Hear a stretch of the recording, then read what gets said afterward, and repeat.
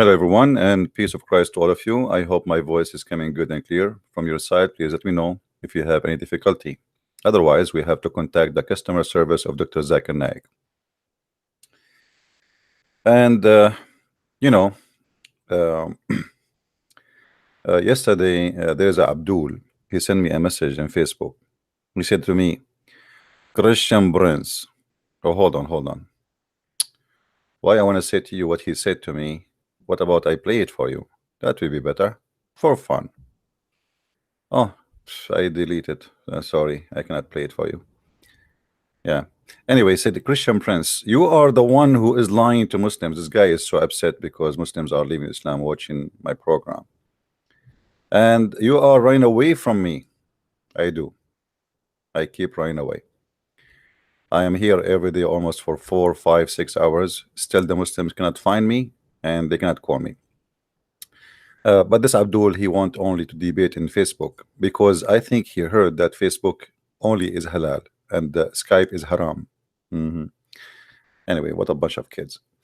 They want to show themselves that they can debate Christian Prince, but they don't dare to call Christian Prince. But in the same time, we have to do something about Christian Prince. So we challenge Christian Prince, but we don't go to debate Christian Prince, and that will make us look like we debated Christian Prince. Forget about Christian Prince, and everybody is welcome. I will open my Skype in a few minutes, so Muslims only can call me as a start. We start today our program with chapter 81, verse number 8. A Muslim Abdul, he sent me a question. He said, if Islam, you said in your video, name for me one good thing about Muhammad. And he said to me, what about this verse? This verse, according to Muslims, that the Arab, they used to bury their daughters if she is a female, and they bury her even alive. First of all, this is a big fat lie. Muslims, they keep repeating, and only idiot can believe it. I want those who listen to us today to cut this part of the video and make it short about this question and the answer. Just to show you how Muslim they fabricate, this is the translation as you see. In Arabic, it does not say anywhere the word gur. Nowhere. Nada. It's a big fat lie. Where is the word gur is coming from? Why we see the word gur here?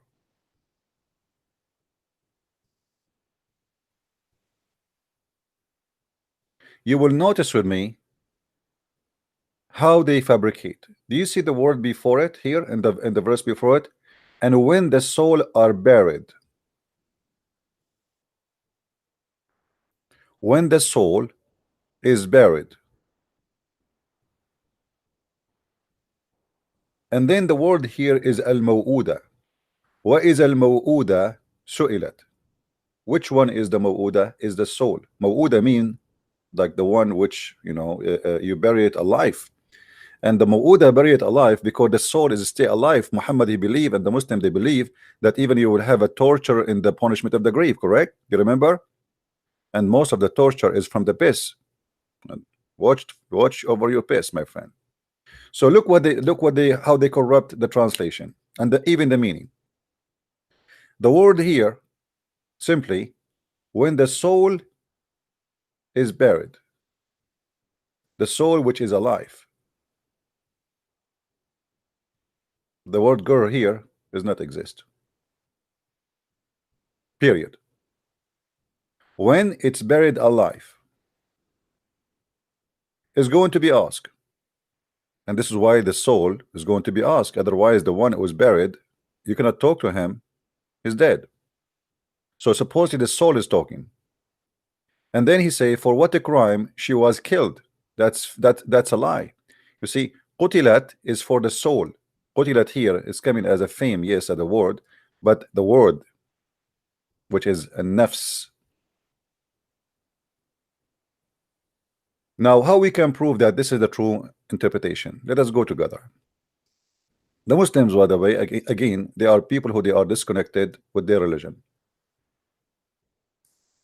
This is the website of Ahlul Quran. Ahlul Quran, the people of Quran. This is not Christian Prince. This is not me, Abdul. All right? I have nothing to do with it. So don't tell me Christian Prince, he have his own fabrication, his own interpretation.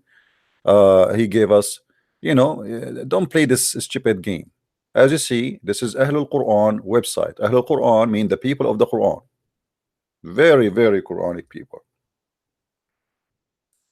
Let us see what it says about tafsir. تفسير الموؤودة والنفس المعذبة.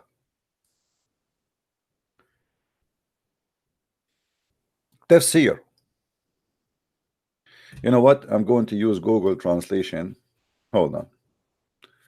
Because the Muslim, they might say even he is using, even Google translation is not really good, but I mean better than nothing.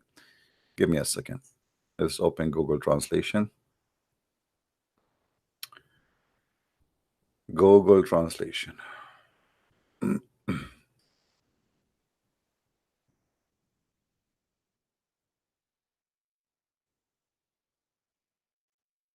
All right. We are in Google translation. We will copy and paste in the front of your eyes. So this is the tafsir, as you see.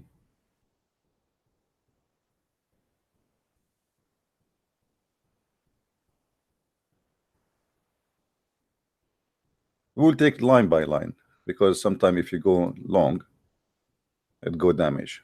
All right. And I will paste in the front of your eyes.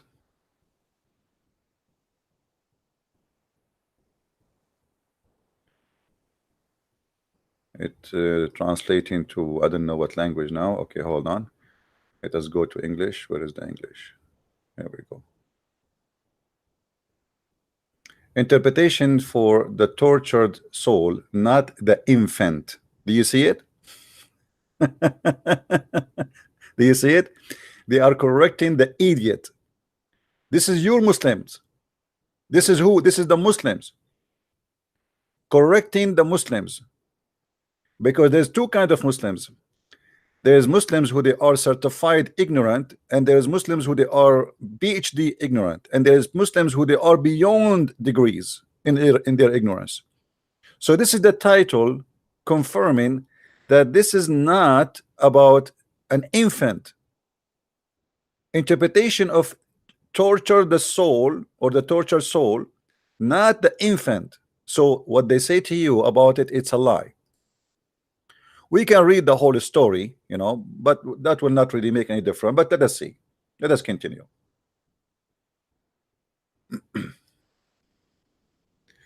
Here they're saying that some of the tafsir, they believe that this is mean about the infant when it was buried, because of being poor and because of a shame and because of etc. And they explain it in such a way. However, here they are giving you examples. Tafsir al-Bayan saying that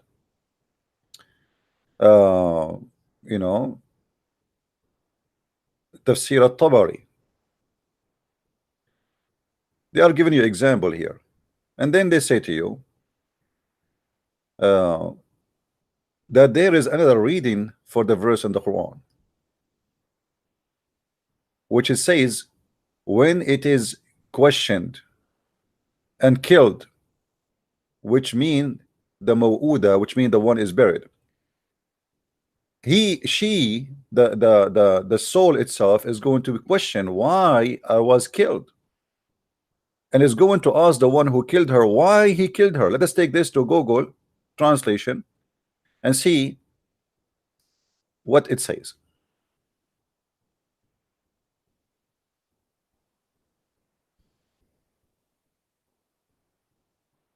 The Muslims, they repeat a lie.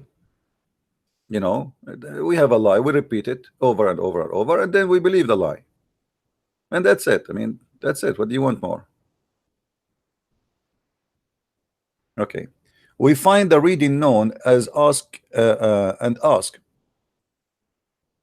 killed, and there is another reading ask and killed, in the sense that al-maw'uda is the one who is wondering and is not being asked. Okay, so there's two kind of interpretations saying, one is saying that maybe God will ask the one who is buried, or the one who is buried is going to ask the one who killed her, why you killed me?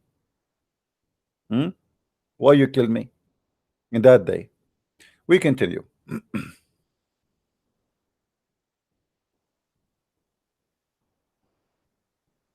Here they say in both ideas there's a problem. If it is the baby girl cannot talk if she's an infant, because she don't even know the language.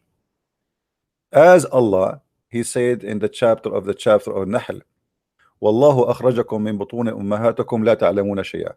So here they are getting the Abdul Basted saying that how the baby is going to talk if Allah He confirmed in the Quran in the chapter of the bees that Allah he took you from the belly of your mother and you know nothing, which means she cannot talk, she know nothing, which means she have no knowledge of what killing mean.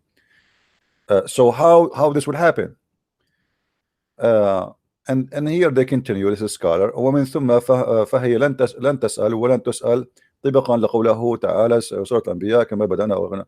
And based on this, she is not going to be asked, and she is not going to ask. Okay, so he continue. He says, and then we go back to the chapter of Al-Baqarah, where Allah He says, ولا يؤيده حفظهما. The same word is used in this verse, appear in this verse here. I mean, in the verse about the baby, supposedly, appear in this verse. He says, فَمَعْنَاهُ وَلَا يُثْقِلُهُ حَفْظُ السَّمَاوَاتِ وَالْأَرْضِ. Which mean, you know, he's not going to be like a question, or let us say, is not going to be is not going to be hard on him to keep the sky and the earth together. He's not going to be tired from keeping the sky and the earth together. The same exact word. Then he go back, the scholar, he says, نعود لكلمة قتلت فقد تم تفسيرها كما هو في المشهور من معاني اللفظ. And he says, and the tafsir came here as most famous interpretation for the word of the meaning, which means the one who killed somebody by slaughtering or by death, normal death. And he said, there is another meaning, وهو اللعن كما قال الله في سورة المنافقون. And there is other meaning which is called, now we are going in details, اللعن, which means cursing. So he says, قاتلهم الله أن يؤفكون. May Allah kill them, you know, and may He you know, like expose them and destroy them. And what is meant here, لعنهم الله, Allah He cursed them. How they became kuffar, in other meaning, Allah He punished them because they lie. And Allah He says is the same in the chapter of Abasa, قتل الإنسان ما أكفره, قتل الإنسان ما أكفره. Which mean I cursed the man by his kufr and his lie, but he used the word qatl here, qatl, which means to kill. So what here the verse saying that Allah is like wishing the man to be killed, for he is a liar and he is for he's a deceiver. And here again, this is a proof that Allah cannot be God, because why Allah He says such a thing? قتل الإنسان ما أكفره. Let us take this verse and go to the English so you can read with me what it says, so we can love together at this false religion.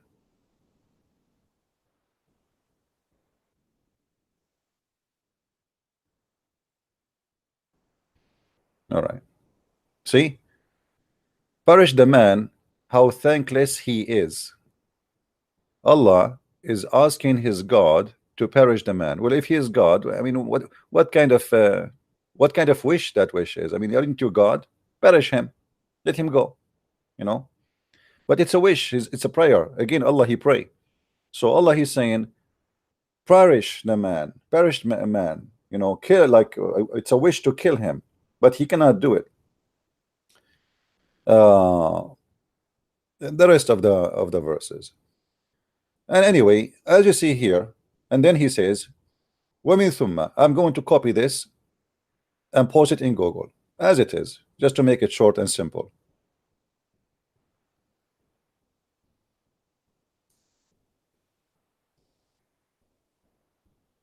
All right. Therefore, the meaning has nothing to do with killing of girls and infants, and the meaning of the phrase is if the mother was asked. this is the word mother here is wrong. If the soul is asked, what was wrong? What's wrong? Like what's wrong she did? The soul. Okay, the soul of the person is the female here. The soul. What's wrong that she did? The soul. And if tried, what tried? No, wrong translation here. And what is the reason she was killed? What the reason she was tortured, and what was the reason she was suffer, like living in suffering. In other words, the tortured soul was asked if any reason is torture. You see it? So it's very clear that this is a false interpretation for the Muslim. They use it to tell you that Islam stopped killing infant. First of all, if the Arab they used to kill infant, then where is the Arab have their women from? I mean, the Arab, they will perish themselves. Imagine if we, any society, kill the girls, who is left? Right? This is a big fat lie. Can you name for us the ones who killed their babies? So this is a Muslim website, and this is a Muslim scholar, and as you see, this is Ahlul Quran. Let me show again the website. Those are not Christians, those are not Jews, those are not Hindus, and they are Muslim Sunni. Ahlul Quran. All right, you see it? Ahlul Quran. So stop lying and fabricating stories. Now we finish this, and here we go. Let me post the link for you, for those who wanna go and read it from the Muslim Abdul, just for entertaining.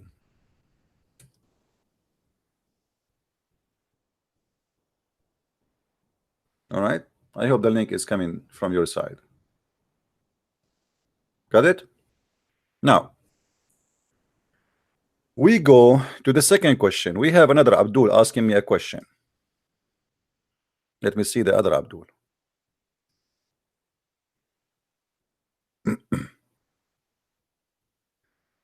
This is another question in Facebook. I have a question for you from a Muslim. Which religion is it true, Islam or Christianity? I have a few questions, if you can answer them. Why you are scared if you are knowledgeable? Scared. I mean, guys, I am scared, but yet I am here every day, and my Skype is open for many hours. Hold on, let me be sure that my Skype is open. Abdul, Islam, the only religion in the world, is true, and the proof is very simple, that the God of Islam will provide us with 80,000 women who have a very beautiful vagina. I mean, who can beat that? Islam is the only true religion, brother, because Islam is the only religion provide us with 80,000 child to be abused in the heaven, to be our slave for eternity. Brother, Islam is the only true religion, because it is the only religion which provide us with endless penis, which is scaring the hell of me.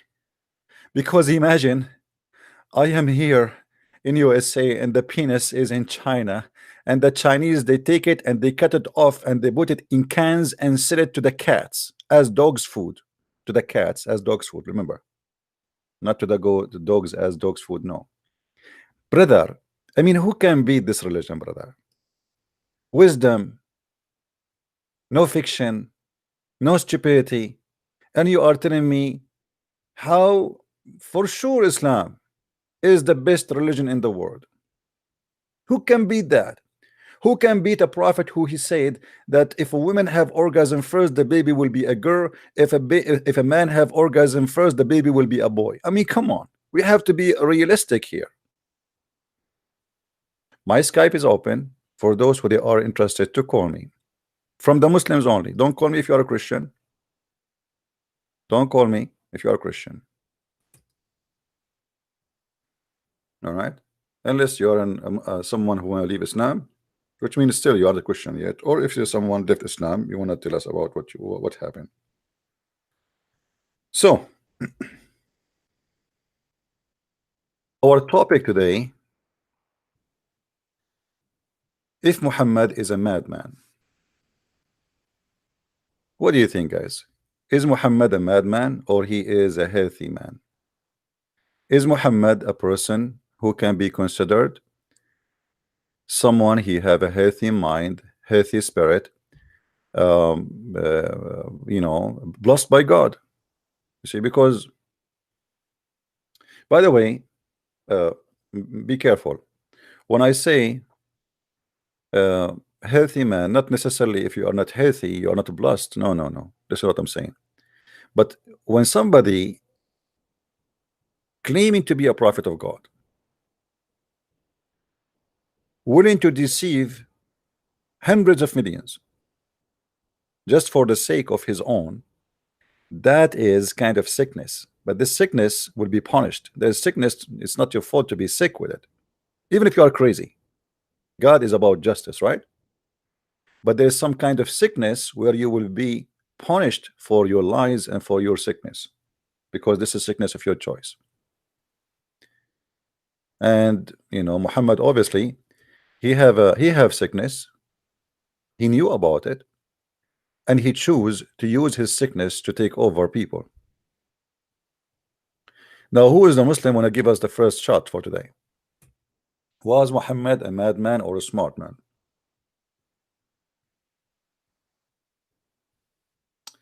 The first thing you will learn about Muhammad,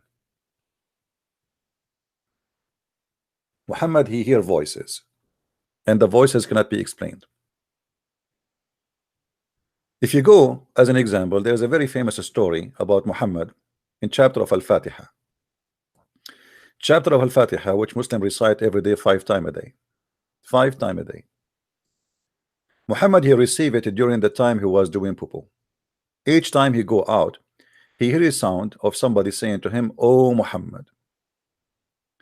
Now, if you think about it, there's no reason for such a thing to happen, because Muhammad already supposedly is established prophet, and already he spoke to Jibril many times, and even Jibril came to him in a shape of Dihya al-Kalbi, as he claimed. So what this voice is about, and why this voice is mysterious? Read with me carefully.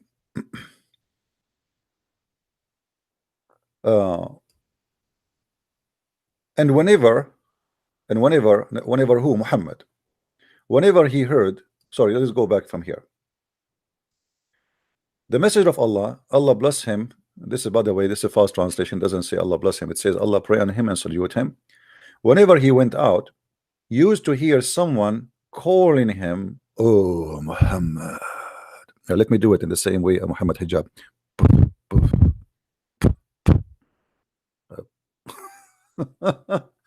Oh Muhammad. And look what Muhammad, and this is proving to us that Muhammad is a crazy man. And whenever he hear this, what Muhammad he do? He flee. Question to the Muslims. Oh, my screen is not on. Hold on. Let me show you my screen. Forgive me. Here we go. We go back from zero. This is a chapter 1, verse number 1, the book of Asbab al-Nuzul. Asbab al-Nuzul mean the reason for the verses to come down. So this book supposed to explain why verses came down. And as you see here, it says it clearly that Muhammad, whenever he go out to do poo, he hears somebody. Whenever he went out, tabarraza or baraza, which is to do buraz, to do shit, excuse my language, used to hear someone calling him, "Oh Muhammad." First of all, what do you mean whenever he go out, he hears someone calling him? Isn't it Muhammad, he said that I never receive Quran except in the clothes of Aisha? So what do you mean when he go out?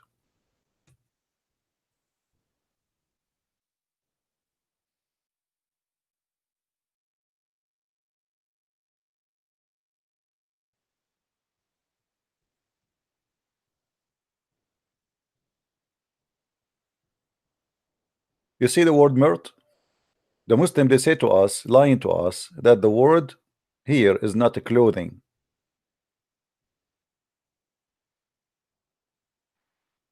Here the word sheet does not exist. It's a mirt, it's a cloth. sheet of a clothes. Have you ever heard of a sheet of a cloth? What does that mean? So Muhammad, he wears always the clothes of his wives. He is a cross-dresser, and this is again another sign that he is mentally ill. Same time, Muhammad, he confirmed that he never received Quran unless he is in the clothes of Aisha.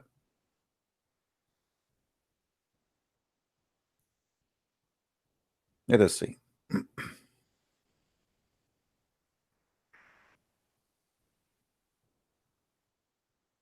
Where is the Murt?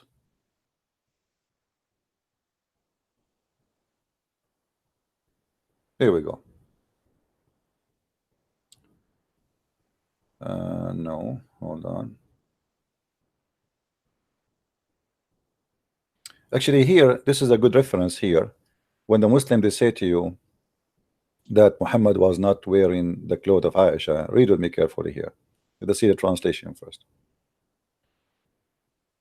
Abu Bakr asked for a permission to come into the Messenger of Allah. May Allah pray on him and salute him. While he was laying off Aisha bed, wearing Aisha woolen shirt. This is the Muslim translation. Do you see it?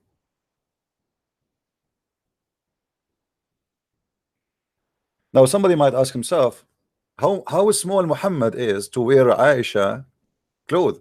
You see, those clothes are like wide. You know, it's not like because they in the old days to give the women and even men. This is why if you see the Arabian, or even in Egypt, they were something that's called jalabiya.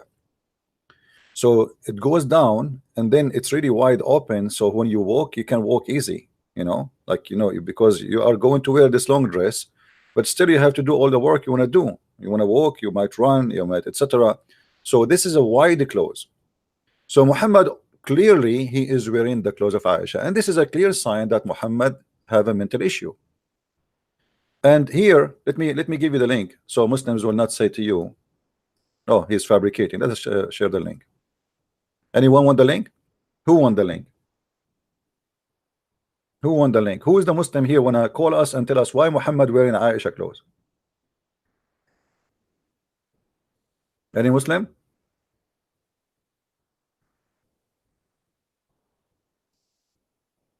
Alhamdulillah.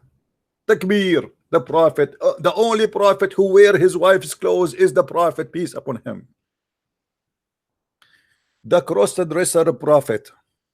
Unbelievable. You see it? Okay.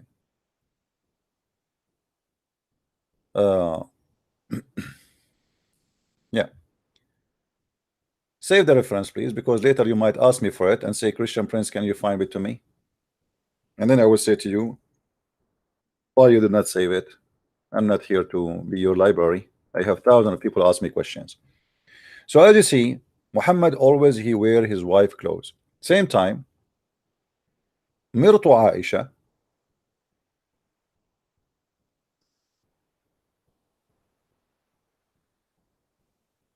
is a magical mirt.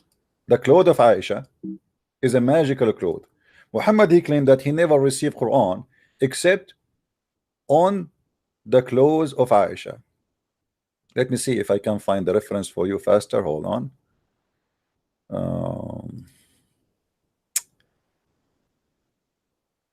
The reference. Okay.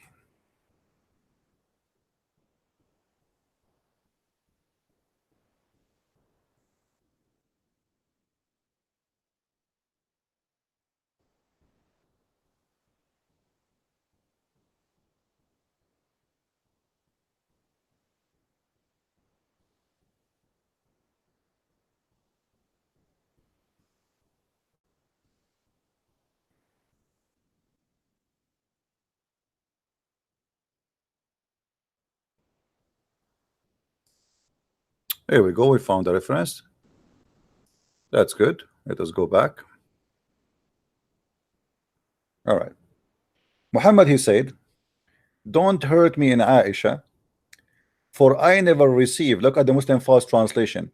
He said, as the divine inspiration never come to me in any the Muslim translation any bed except the bed of Aisha. But we showed you that this is the word marut is a clothing, of women. Do you see how they lie? Actually, we can go and see additional proof that the word marut mean a clothing of women.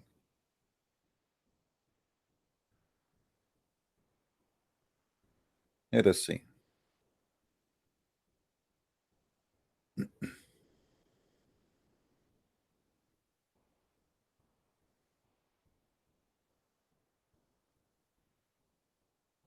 Where is the marut?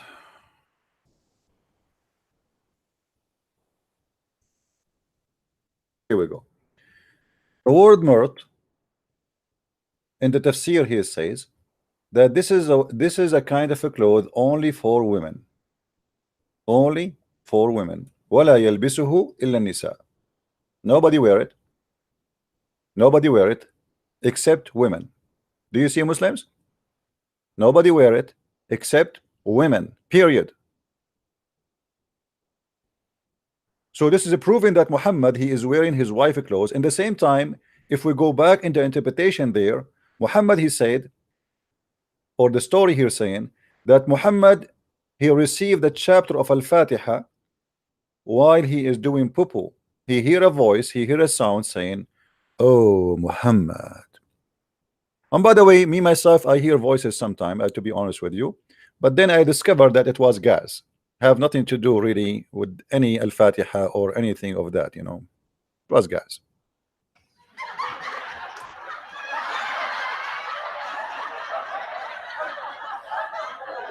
You know, things happen. Muhammad, he go to the bathroom and it says whenever, you know the song, whenever, so whenever Muhammad, he go to the bathroom, always he hear a sound saying to him, "Oh Muhammad." And Muhammad, he answer back, "Oh, what the heck?" And he run away. Why Muhammad, he used to flee? Any Muslim can explain to us? He is a prophet of God. He met Jibril many times. Jibril came to him in the shape of a man, the shape of Dahil Kalbi. He came to him as a shape of an angel supposedly. So why Muhammad is running away?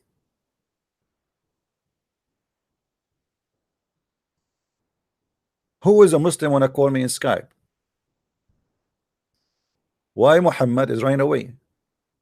And how Muhammad, he says, I never received Quran except in the clothes of Aisha. So what about the clothes of Khadija? What about the house of Khadija? The Muslim, they say the word here, thawb, mean house sometime, even they lie. Well, what about then Khadija? He never received Quran in the house of Khadija.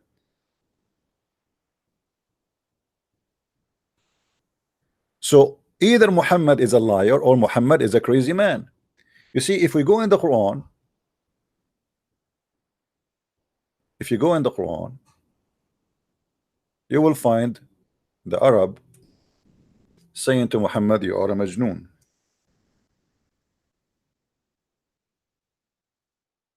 Look how many times. Look how many times, brother. Look. Look.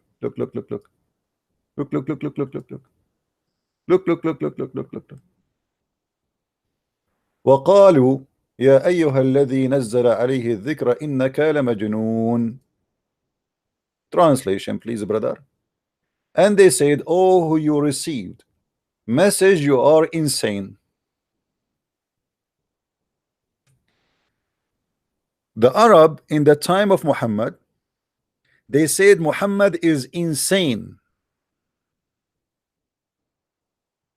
The Muslims, they say to you that the Arab, when they spoke to Muhammad at that time, the Arab, they were amazed of how amazing the Quran. Do you see it?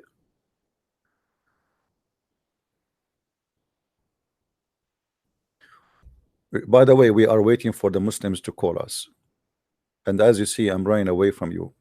People, be honest with me. How many of you miss me? How many of you miss me if I don't go online on air? I wanna see if I am insane to be missed like Muhammad. Because the Muslims, they say, Prophet of Allah, we love you, we miss you. Like you never met him, you idiot. You never even heard his voice. What you missed about him? Look, he's insane, obviously. He's wearing his wife clothes. The guy who received Quran when he's doing poo-poo.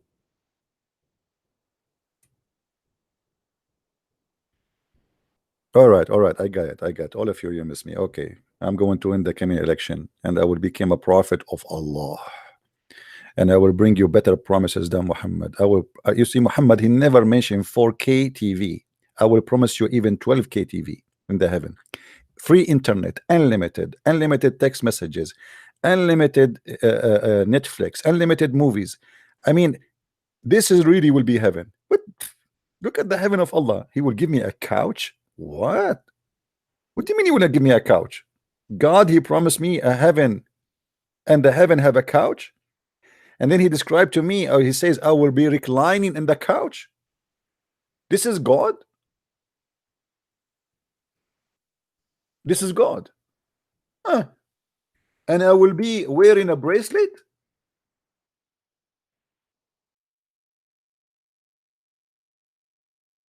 All my life, brother. All my life, I wanted to wear a bracelet. Brother. Hmm? These have the Garden of Eden, beneath which river flow, reclining on a comfortable furnishing. By the way, it doesn't say really furnishing, it says couches. They will be adorned with the bracelet of gold. Man, that's so beautiful. And not only that, not only that,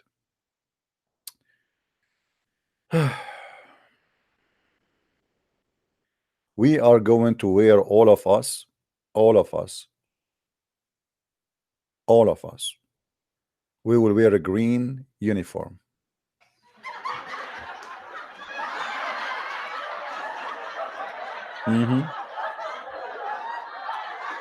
And will wear a green garment of silk and brocade. What a wonderful reward. Are you kidding me? This is the best reward ever anyone can get. Come on.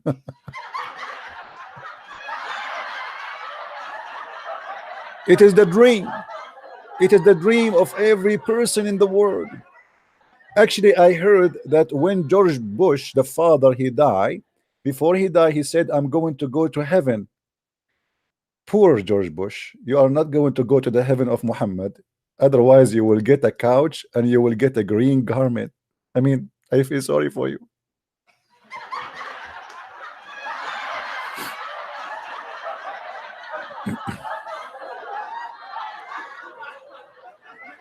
Oh boy.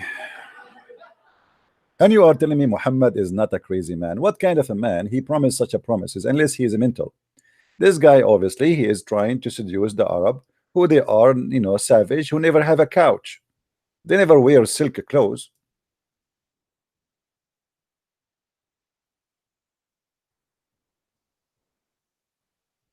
An Arab will be wearing a bracelet of gold. Like, wow. Me, an Arab, and I am wearing a bracelet of gold. By the way, this is a sign of a like a gay thing. Bracelet of gold. Why? You want to be pretty, sexy? You want to look at yourself in the mirror? And what is that a green garment which we will wear for eternity? I mean, how boring it is to wear a green. I never all my life wear a green. I like a green color, don't take me wrong, but not as a clothes. I mean, you feel like you are a doctor in the surgery room, you know. I mean, for eternity you will be wearing a green. Why?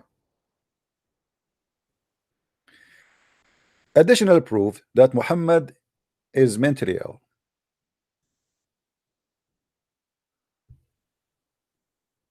If you see here with me, Muhammad, he keep repeating the same promises all over the Quran. I mean, it's the same boring, stupid thing. Why Allah need to repeat himself over and over and over? If Allah is God, he don't repeat himself in vain. You know, that's it. There's no need to keep repeating myself. So Muhammad, obviously, he hear voices, and we showed you Muhammad wearing his women clothes. And there is the Quran, the Arab, they call Muhammad many times crazy. And by the way, if somebody call you crazy, not necessarily to be crazy, it might be positive sometime because maybe you're a genius. But obviously Muhammad cannot be a genius, because when a man, he says, if the man have orgasm first, the baby will be a girl. Obviously this guy is an idiot. This has have nothing to do with being a genius. This have to do with being an idiot and a liar. Because I should not speak of something I do not know unless I know. And yesterday actually we spoke about that, and a Muslim, he called us and we showed him that Muhammad, he said that this information, he claimed that this is information coming from Jibreel. He said Jibreel just told me.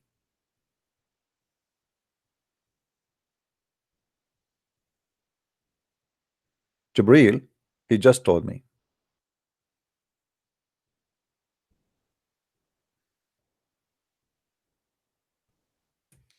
You know, Muslims, as long now you know how to control the gender, and you Muslim don't like to have female babies, what about you practice this? Let us see if you can have just boys. Just do it. You come first. Actually, Muslim women, they never come. Muslim women, they never come. That's mean you should have 100% baby boy, because Muslim women, they do circumcision for them. And women, if you circumcise her, simply as if you cut the penis of a man, she will never feel anything. She will never have orgasm. Additional proof that Muhammad is doing a scam and he is lying. He is trying to claim that he knew, and he claimed that, you know, Allah told him. Where Muhammad he got this information that if whoever comes first, the baby will be a girl? Muhammad he got it from Allah. Jibreel told him, brother. Jibreel told me. Oh boy. If we go here, let us see.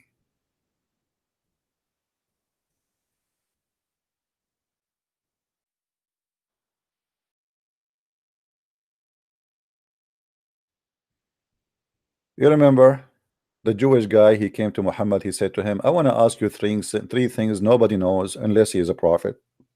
Unless he is a prophet. Unless. And he asked him, what make the baby resemble the mother or the father, which mean be a girl or a boy?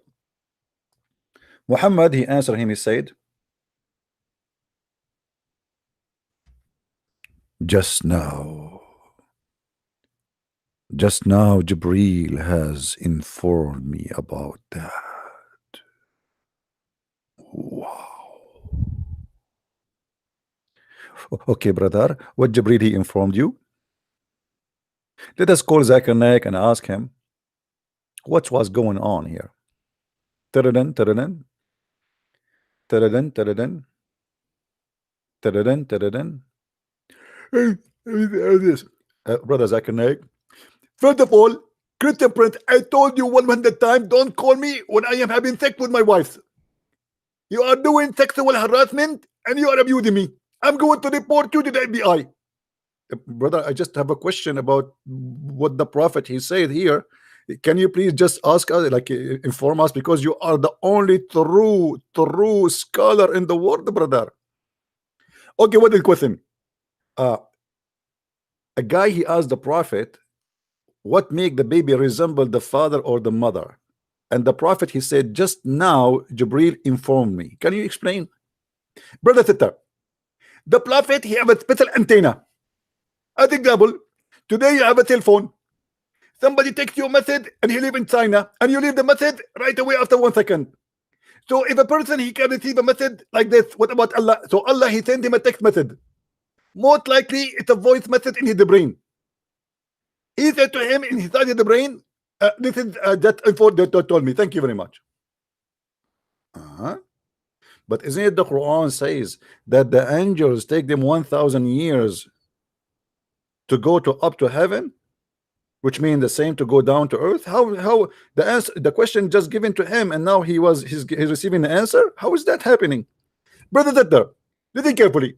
Those false accusation is done by a guy, his name is the Christian Prince, and he is a coward. He don't tell his faith. What? Show me your faith. Show me your faith. Give me your name. I'm not going to answer you unless you tell me your faith. Brother, forget about Christian Prince and showing his face. Why you don't give us the answer for the question? First of all, if I give you the answer for the question, that will kill the surprise. And I like surprises. I want to surprise that guy and I want to destroy him. But brother, it's the Muslims who want to know the answer. How Muhammad he got the answer? I'm not going to tell you any answer because I told you I will save that for the boxing match. Thank you very much.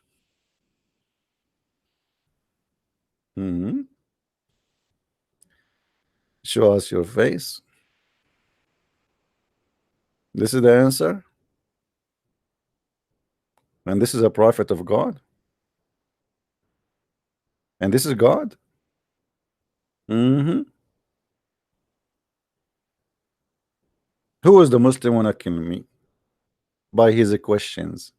You see, Muslims are not violent people. They want to kill you by their answers only. Who is a Muslim want to destroy me? There is a guy, his name is Samshi. He have I think 5 or 6 lost teeth like Muhammad. By the way, how Muhammad can recite the Quran and he have no teeth? Because according to the Quran, the Hadith, Muhammad he lost all the front teeth of his mouth in the first age of his prophethood. So how Muhammad recite the Quran? The guy he have no teeth, and at that time you cannot replace them. Let it go, let it go. So Muhammad obviously he is suffering from mental issue.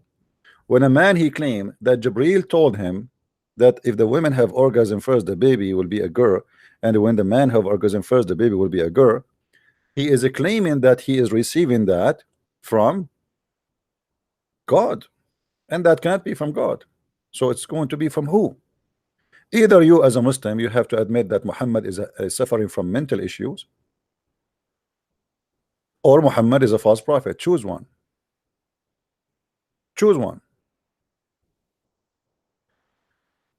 I will give you another example.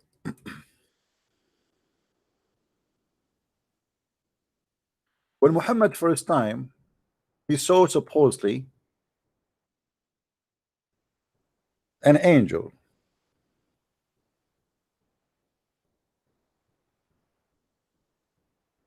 Look, the translation here is gone. What is the rest of the what happened? Look what happened to the hadith. Look how long the hadith is. Look how long the hadith is. Look. But in English, it's gone. Look. Look. They don't want to show you what happened later. Isn't it true in the hadith they said that Muhammad he came home and he said to his wife, cover me, and he was shaking and he was breaking and he was freaking out, and even he asked them to put to put cold water on him? Why is that?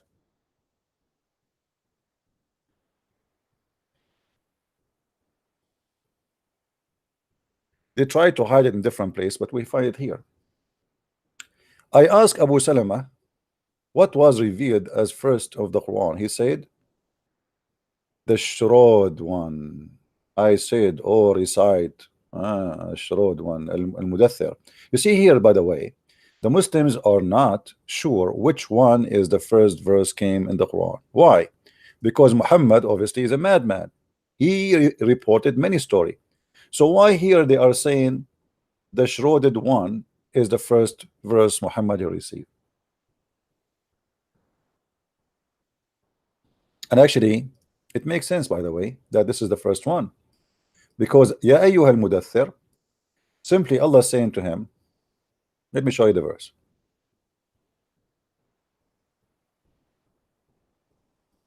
Until now we have 0 Muslim calling. I don't know what's happening. My Skype is on. and there's no reason to fear. Allah will take your side. This is a chapter number 74.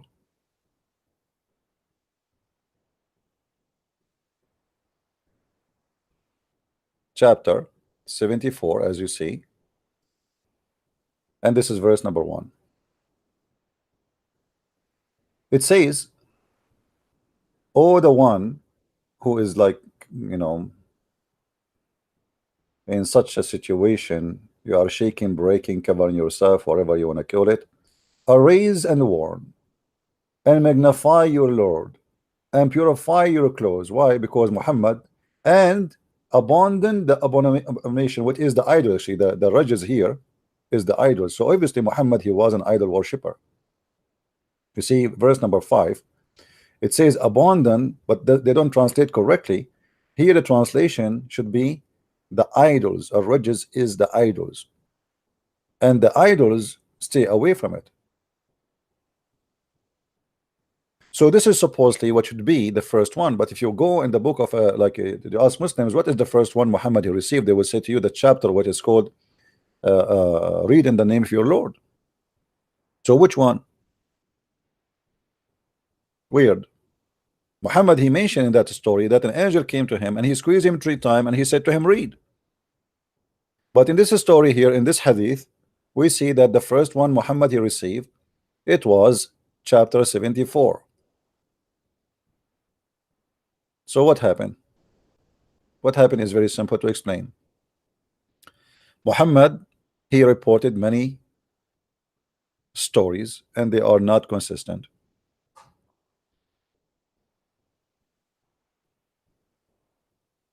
Do we have any Muslim on a chorus? Why we have only 600 people here? Listen carefully. If you don't bring 300 more before the end of this hour, I'm going to take the hike and go to Allah heaven, spend the rest of the day with my virgins. The Prophet promised me that every day I will make 100 women lose their virginity. You know, Abdul, I don't know this is how possible to do that. If you're a prophet, he said that you will have 70 years orgasm. So how your orgasm is 70 years, but yet you are going to, I don't want to use the bad word, to F, I did not use it right, to F 100 women in one day. How you can do that if the orgasm, each orgasm is 70 years? Hello? Hello? Hello? It's me you're looking for, but Muslims cannot find me, and they want to debate me, but how they can call me? Hello?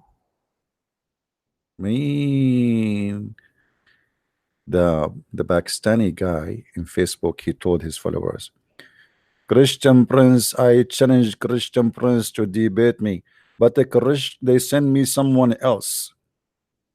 They send you someone else? Who send you someone else? Jibril? He want to show the Muslim that he is a person, he can debate the Christians. You know? Unbelievable. Unbelievable. So you will notice right away when the Muslims they speak about something, it is always very funny and very crazy, and they have no idea what they are talking about. We continue. Let us see.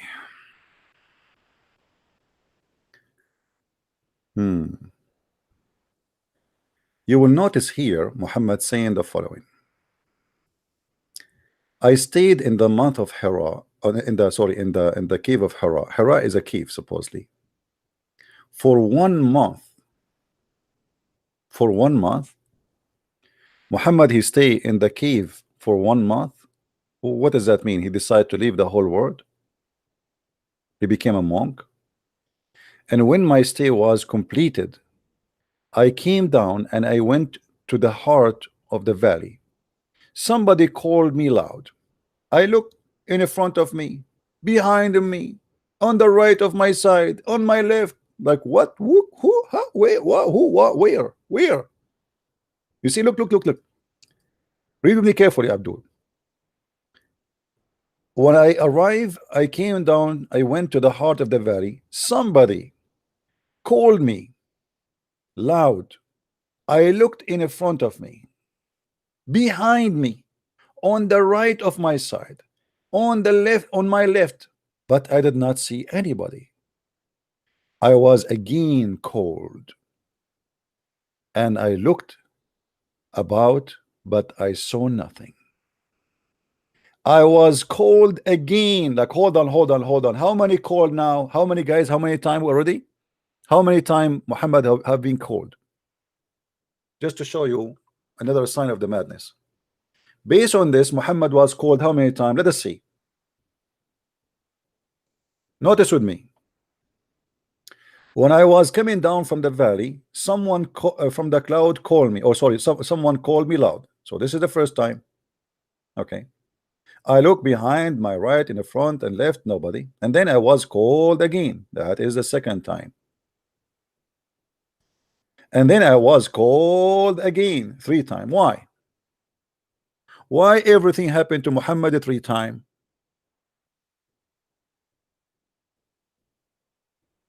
Any Muslim?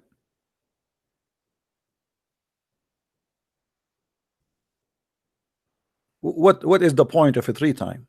Why 3 times? What about 5? Why? The 3 times, and then I raise my head. So you see, Muhammad will not raise his head unless you spank him 3 times. Speak to him 3 times. Repeat it 3 times. You say it once, Muhammad, he will not get it. You say it twice, Muhammad, he have no idea. You say it twice, Muhammad, is it Tritanian? Huh? Oh no, I got it. Oh man, tell me why the angel, he said to, why the angel did not call him Muhammad by saying Muhammad 3 times, which means don't say it 3 times, just say Muhammad 3 times. I mean, I think that will work. Try it. Try it. In the other hadith, Muhammad, he said that the angel, he squeezed him 3 times. But do you see how the story here has changed, guys? Do you see how the story changed? Where is the squeeze in here?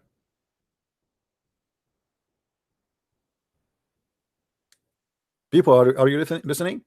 If Muhammad is a true prophet, why the story changed? What happened about read and squeeze me and read and squeeze me and read and squeeze me and read and squeeze me, and no mayonnaise is coming out? This is a different story.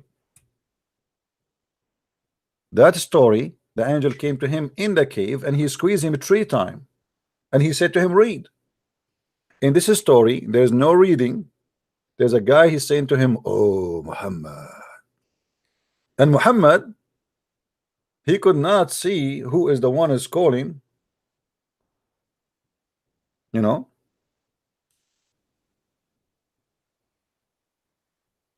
All right.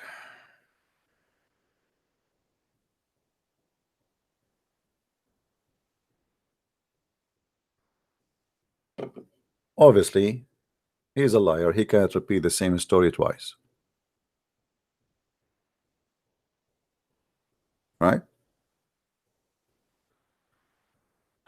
CP what? Hold on. Somebody's saying to me.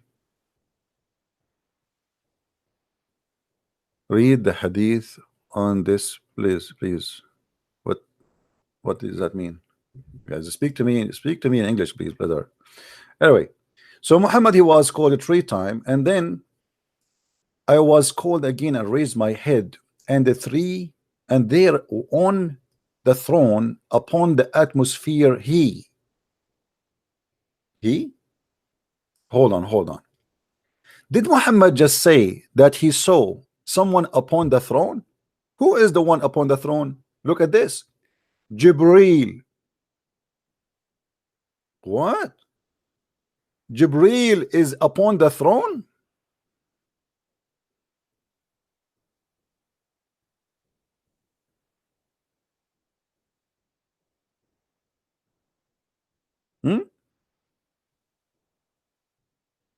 So if Jibreel is upon the throne, Allah is where? He went to the bathroom?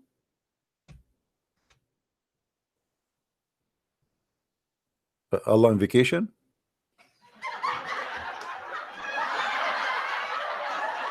Allah said to Jibril, sit in my place until I come back so nobody will take my chair in the movie theater.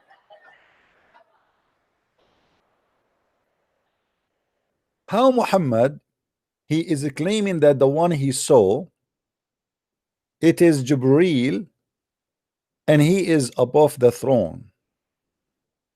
And here we have a problem.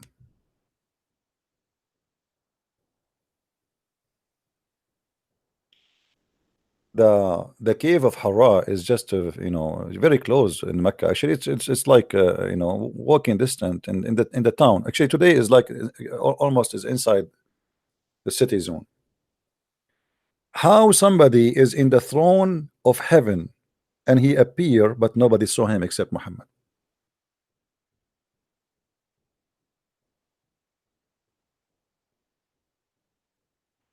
Who won this hadith that Jibril was in the throne? Do you want it, guys? Do you want it? Here we go. Take it. Save it. Take a note. Then Muhammad, he continues saying, after he saw Jibril on the atmosphere. Atmosphere, what atmosphere? It says the horizon. Actually, it doesn't even say horizon. It says in the air. It became atmosphere. And he was sitting. Jibril was sitting. Hey Jibril, show some respect, man. You are talking to Muhammad. How dare you to sit? How dare you? Allah created the whole universe for the sake of Muhammad, and you are talking to him sitting in your couch. No respect these days for a prophet of God. He is the best of mankind. I began to tremble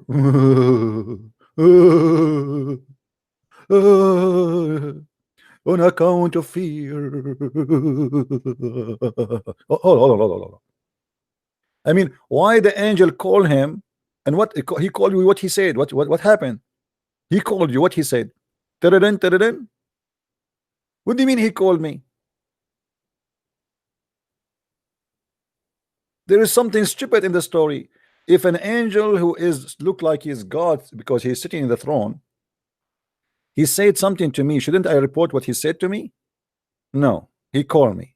He just called me, and then I start, trembling. Okay, how we tremble? What happened? From what? From fear. In fear, I came to Khadija and I said, warm me up. Do you remember the brother who called us and he said he is suffering from an illness? It's called epilepsy. Do you remember the brother who called me just a few days ago? And I told him, actually, I really prayed for him. May the Lord, took in your hand and make you stronger. And you can tell he's a smart. Look, he called. First of all, look how brave he is. He called us and he says, I have the same problem as Muhammad. I mean, you have to be really brave to say that. He said, I have the same illness. But you listen to him, the person is really smart, even though he is suffering from that illness. So the illness here is not a problem. The problem is that you take over your illness to make it as you are a messenger of God, deceiving people when I mean, he must knows that that he cannot be a prophet, and this is proven many places that he is imagining things. So here you will notice that Muhammad, he is trembling in fear, and he went to Khadija and he said, warm me up, which means he feels so cold. They warmed me up and they throw water on me,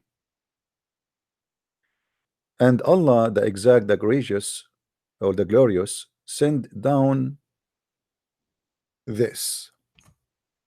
He sent down what? He sent down this verse. You who are shrouded, arise and deliver warning. Your Lord magnify and your clothes cleanse. By the way, I don't say thank you for those who they are making donation because you are not waiting for my thanks, right?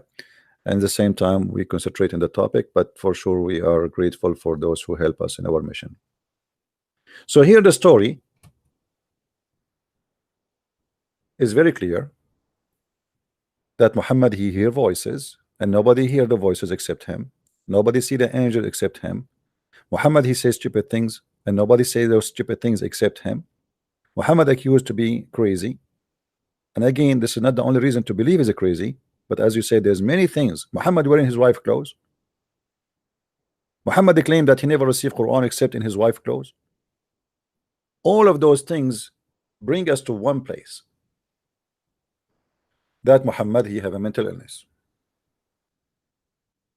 And for sure, there's tons of more reasons to believe Muhammad is suffering from mental illness. I will show you one. Let me look for this hadith.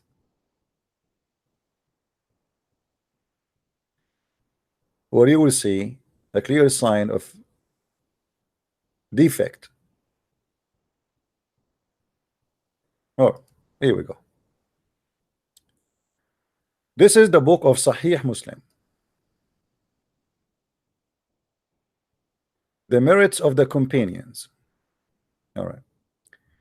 Aisha, the wife of Allah Apostle, may Allah pray on him and salute him, and Uthman both reported that Abu Bakr sought permission from Allah Messenger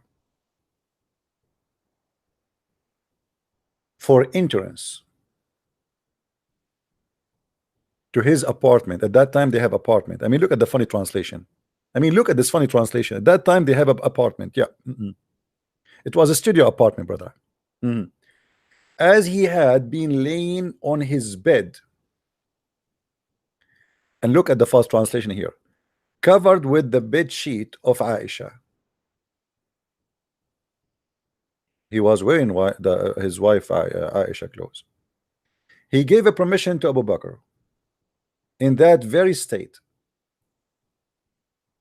He having his need fulfilled, which means Abu Bakr, he get in. And he asked for something and then he left. Then Umar asked for a permission to get in. It was given to him in the same very state, which means Muhammad is in the bed in that position. Now that position, by the way, as you see here, labisun mirtu Aisha, and we showed you already what mirt mean. Mirt, you know, remember we showed you the tafsir. Tafsir says clearly that mirt is something only women wear. وقال ابن الأثير لا يكون المرط إلا درعا وهو من خز أخضر ولا يسمى المرط إلا الأخضر ولا يلبسه إلى النساء. So this is a piece of clothing which is women wear, and it's green. It have to be green. That's why they call it murt, and only women they wear it. You see, this is the reference. This is proof. They cannot say to us we are making things up. This is شرح الزرقائي على موطئ الإمام مالك, as you see. And this is which page? Let us see. Okay, page number 81, as you see here, page number 81. So obviously Muhammad is wearing his wife's clothes, and Abu Bakr came and Umar came, and he did not change the way he is sitting and the way he is dressing. All right. Then you will see here Uthman came. Uthman came. Then I sought permission from him, and he got up and ride to Aisha, and he said to her, warp yourself well with your clothes. Then I got my need fulfilled and came back. So look what happened here. Muhammad, he have no problem with Umar coming in, and he is in that position wearing those clothes, and Aisha, she is, you see the story here, by the way. Muhammad and Aisha, they are together laying in the bed.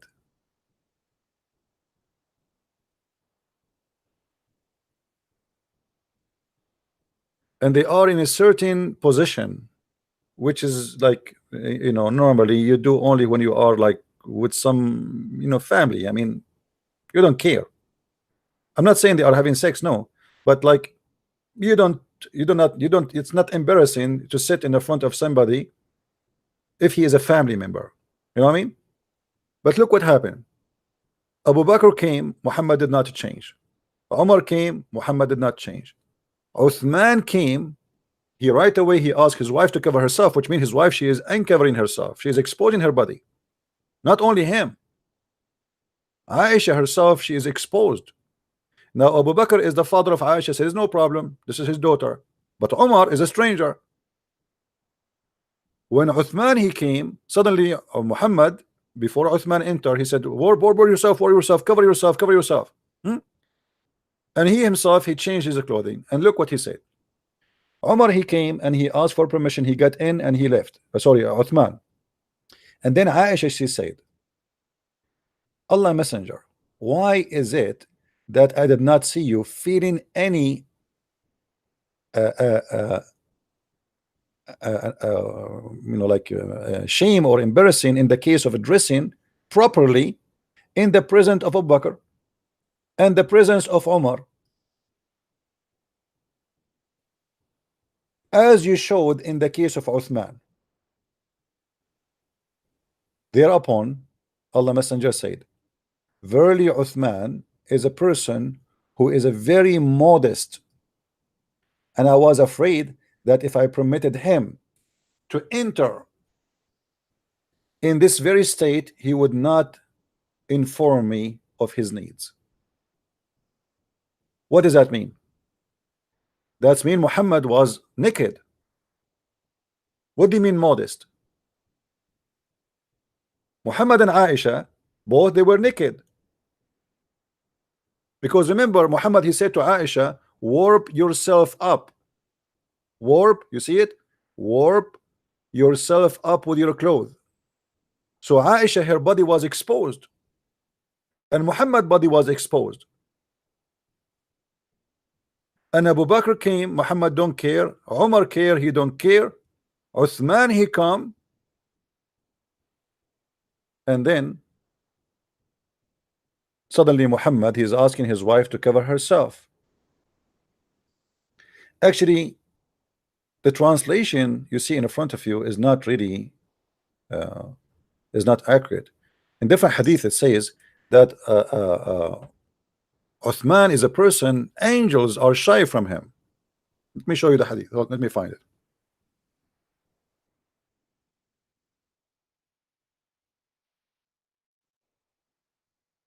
Yeah.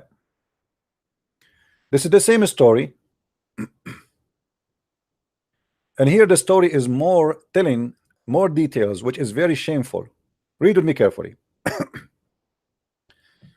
Allah Messenger was laying in the bed, not in my apartment, in my house. All right.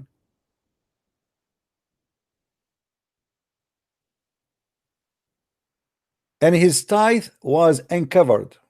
His thigh was uncovered. So Muhammad is exposing his legs. This is the Muslim story, not my story. This is the Muslim translation, not my translation, as you see. So his thigh was uncovered, and Abu Bakr sought permission to enter. It was given to him. So he came, and Muhammad did not, in the same very state, Muhammad did not even move. His legs is open, his legs is showing, and we don't know even what is else. Not, which means at that time, by the way, there's no panty, there's no underwear. Women don't wear panty, and men don't wear underwear. There's nothing called underwear. Which means obviously his whatever is showing, because he left up his dress. The private thigh or shank uncovered. This is between two brackets, it's not exist there. Then Umar thought a permission for entering, and it was given to him. And the same happened. He came, he asked for what he need, and then he left. Then Uthman thought permission to enter to Allah Messenger, and then he sat down and he set right his clothing. One of the narrators said, I did not say that it happened in the same day. He did not say that happened in the same day. He did not say that. He, Uthman, then entered and asked for what he want. Aisha, she said to Abu Bakr. Aisha, she said to Muhammad, Abu Bakr, which means her father, entered, and you did not stir, and you did not observe much care of arranging your clothes. Then Umar entered, and you did not care or arrange your clothes. But when Uthman entered, you get up and set your clothes right. So he said, shouldn't I show modesty to the one whom even the angels show modesty? The angels, they are shy from Uthman. So Uthman must be the prophet. You see, Muhammad is not shy to show his legs. To Umar, to Abu Bakr, which means Muhammad is not wearing the proper clothes. But Uthman, even the angels are shy from him because he is extreme a proper person. He is a lot better than Muhammad himself.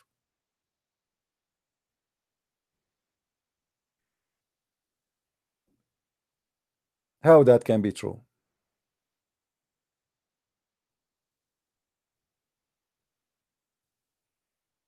Here you find obviously there's a mental illness. You see, if you are sitting showing your legs, showing your testicles, and then men after men come, and only Uthman is the one you need to you have to wear your clothes in a proper way. What kind of a man you are? Because at the end of the day, Abu Bakr is a man, and Umar is a man, and Uthman is a man. And if you are not wearing your clothes in a proper way, that's a shame. I mean, why you want to do that? Unless this is an open society, like hippies, you can go even naked. Here you will see that Muhammad again, he have a mental issues of making decision about who and how and where he can be wearing the proper clothes.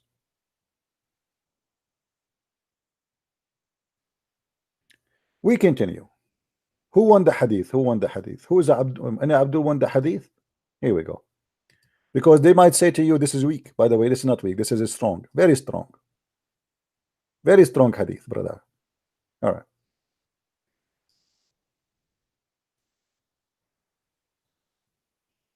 Now,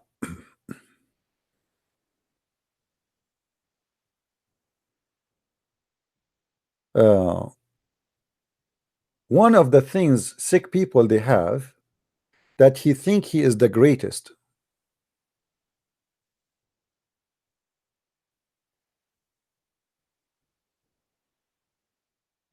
And because he think he is the greatest, he think that the people who follow him, they are superior of everybody. In a violent way. Look at this.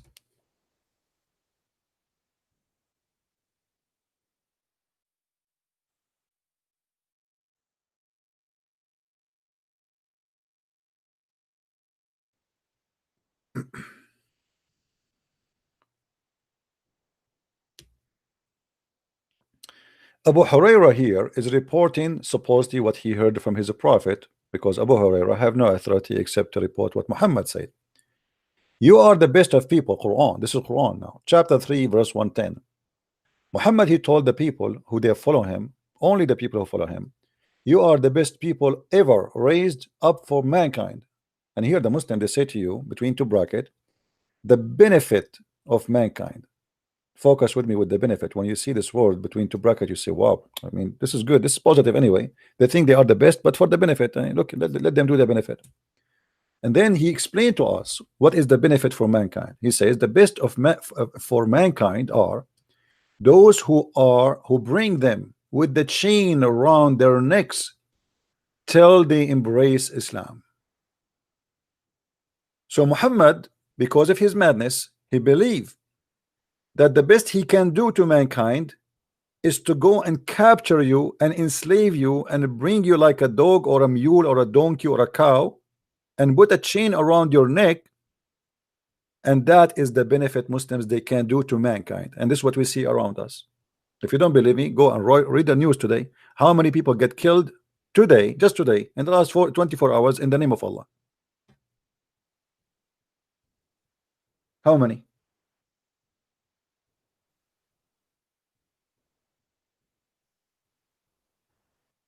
You are the best of mankind.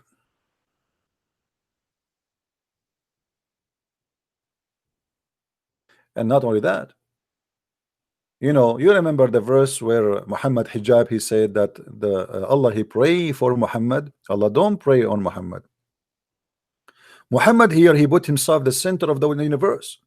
Allah, Jibreel, the angels, the believers are what? Praying on Muhammad. The Muslim, they try to fabricate and say this is a blessing. Let us say it's a blessing for the sake of argument. Still Muhammad became the center of the universe. He is mentally ill. Allah, the angels, Jibreel, and the believers, which means nobody left. Everybody praying on Muhammad. Why?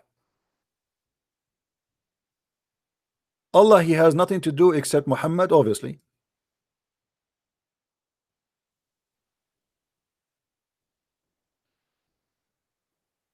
Muhammad is the center of the world. He's everything.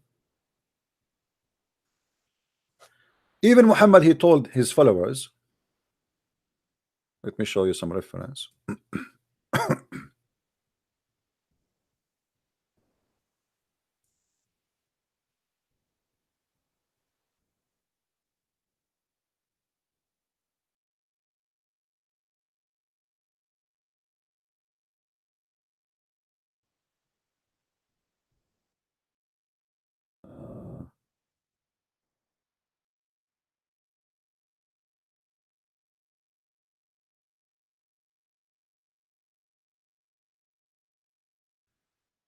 Let's see, I'm trying to find you.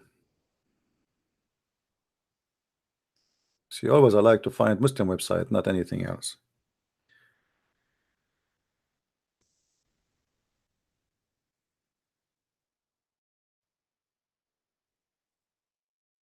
Let's see.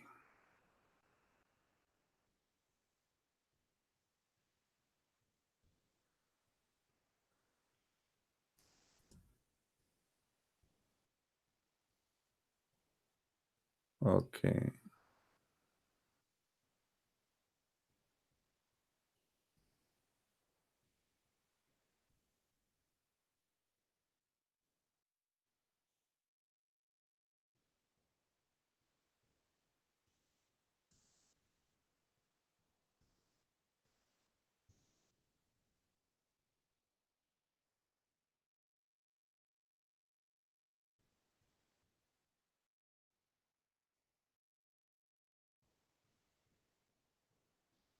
I'm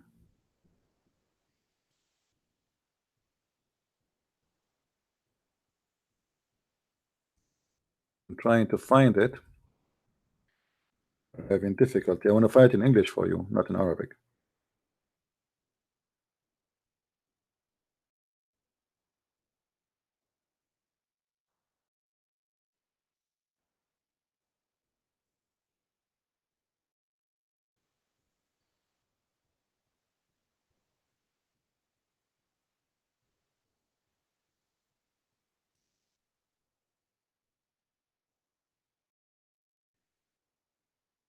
Yeah, I wish all of you speak Arabic. That will make it easier for me.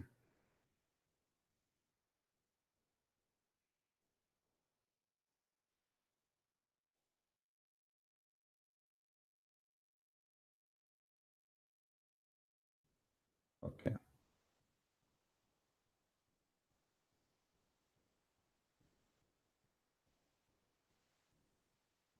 Hmm.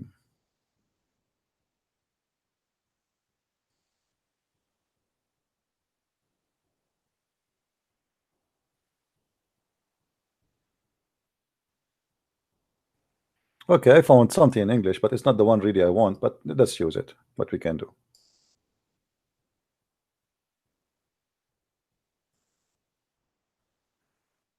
The hadith says, read with me carefully here.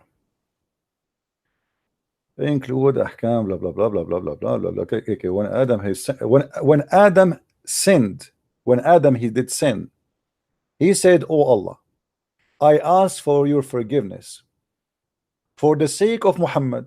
This is Adam, the first man. He is talking about Muhammad, the first man talking about Muhammad. How Muhammad how Muhammad is known by Adam? Look what Muhammad he claimed. If we go to the hadith, we will find Muhammad saying the following.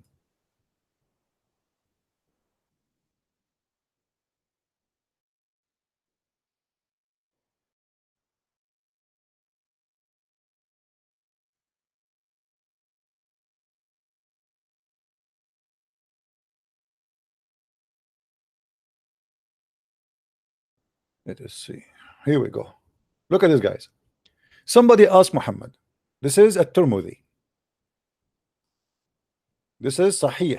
This is Sahih. They can't say it's weak. You see, it's Sahih. Look, Muhammad he said. Somebody said to him, Messenger of Allah, when was the prophethood established for you? He said, while Adam was between being a soul and a body. Do you see it?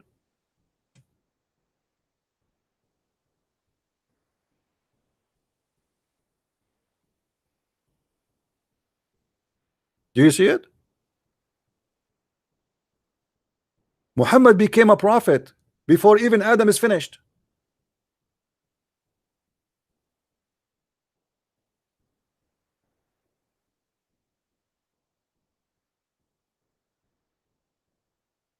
How that can happen unless he is a crazy person? How Muhammad he came to such a conclusion that the first thing God he made is Muhammad prophethood? He is not even done with Adam, which means Adam is not really the purpose. The purpose is Muhammad. Do you see it?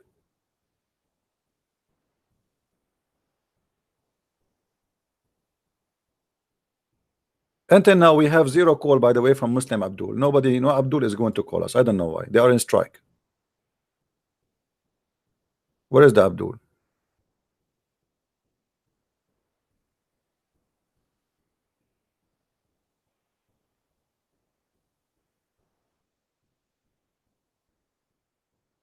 Where is the Abdul? Why today Abdul are in?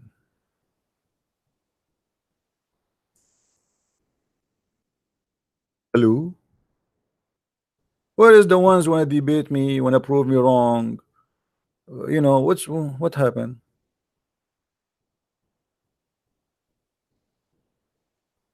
Aren't you? Don't you? This is embarrassing. This is embarrassing. You see, Jesus, he said, before Abraham I am, because the Christian believe that Jesus is God. But you're a prophet saying, before Adam I am.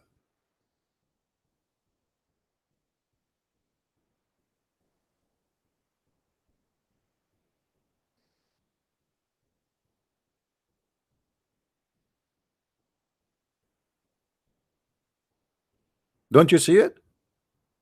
Muhammad here, he claimed that he is the reason for the whole universe to be exist. He is everything.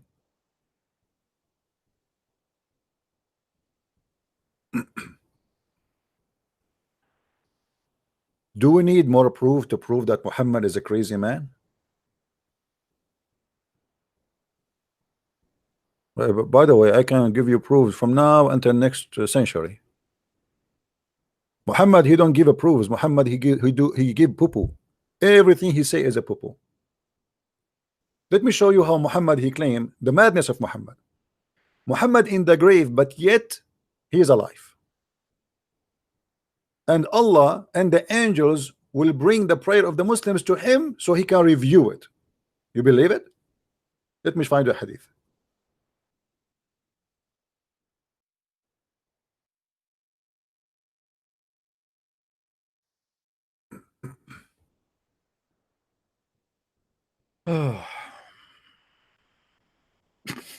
Look at this.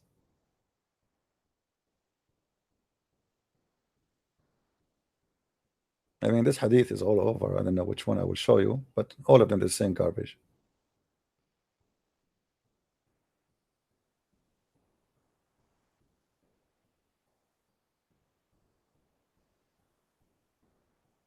Let us see this one. And again, this is Sahih. So the Muslim cannot say Taif. The Prophet said,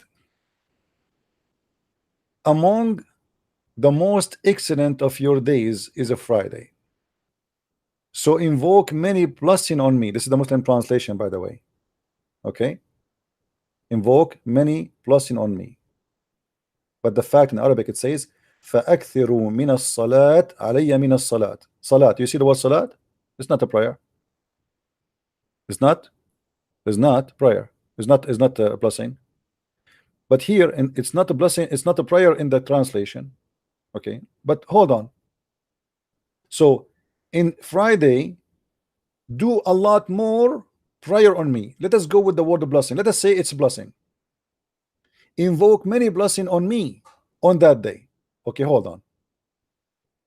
What is that will do to you? I mean, are you blessed already or you are not? Are you prophet of God? Here we go. When Allah he was made in Adam, he did not even finish Adam. He set you as a prophethood. You are hired as a prophet. Even Adam is not created yet. And then he said, for your prayer, not a blessing, will be submitted to me. You see, if Muhammad is a prophet, and the Muslim here is asking God for a blessing, as the translation trying to make it, not a prayer. Why that prayer? Which is because when you ask God for a blessing, this is a prayer, correct? Just to go with the Muslim fast translation, let us say, for the sake of argument, I am asking God to bless Muhammad. Still, this is a prayer. Because no man can bless anyone. When we say I bless you, I say may God bless you. So this is still a prayer. So if they are asking Allah to bless Muhammad, then why the prayer of the Muslims is going to Muhammad, not to Allah? Look what the companion they said to him. They said, how can our prayer, not blessing, be submitted to you when your body has been decayed, which means you are dead? They are talking about him dead now. Well, they are not talking about him when he's alive. Muhammad is speaking about the future when he die. You have to invoke prayer on me every Friday, a lot of it. They said the prophet, but you will be dead. How our prayer will be submitted to you? Look what he said. He said, Allah has forbidden it, the earth, from consuming the bodies of the prophets. Muhammad, he claimed that he is always alive, he never died. Because if it is about consuming the body of the prophet will not be consumed, are you going to be alive? Obviously, yes. Because they are going to provide him with the prayer. Every day the Muslims from around the world, they pray to Muhammad. The angels, they bring all the prayer to Muhammad. Why to Muhammad, not to God? Unless he is mentally ill and he is sick.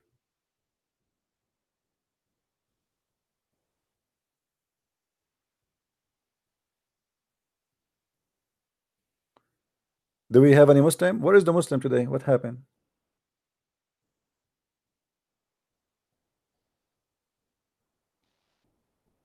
And then Muhammad, when he died, the Muslim did not bury him for 3 days. Do you remember?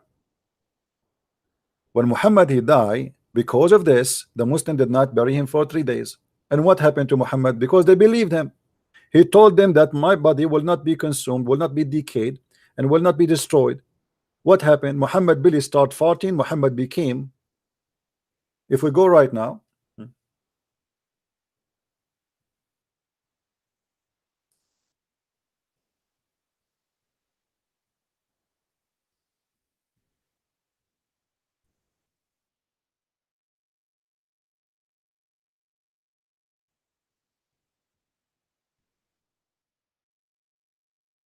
حتى ربى بطنه.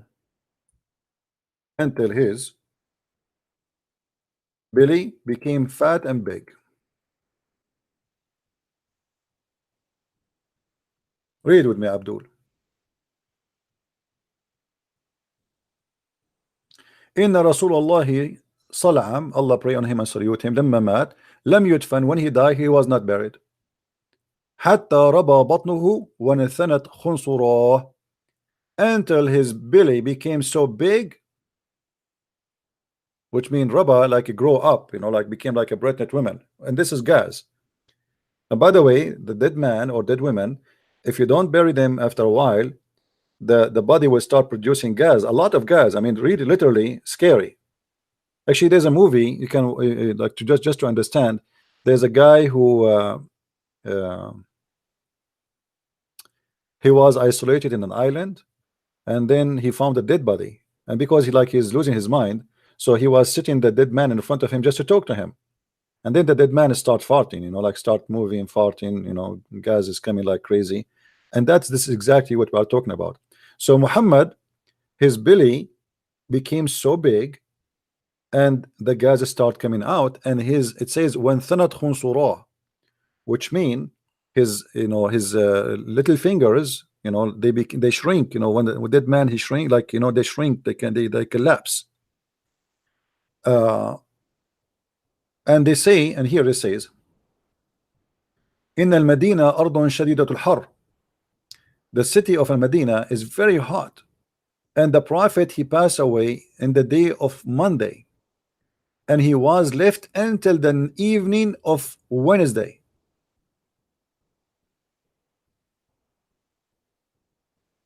So the Muslim, they believe Muhammad that he is saying the truth when he said that the prophet body will not be destroyed and your prayer will be even submitted to me. They believed him.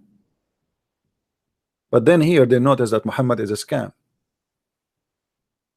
His belly is full of gas and his fingers is shrinking. In different hadith, actually, let me see if I can find that hadith. Give me a second.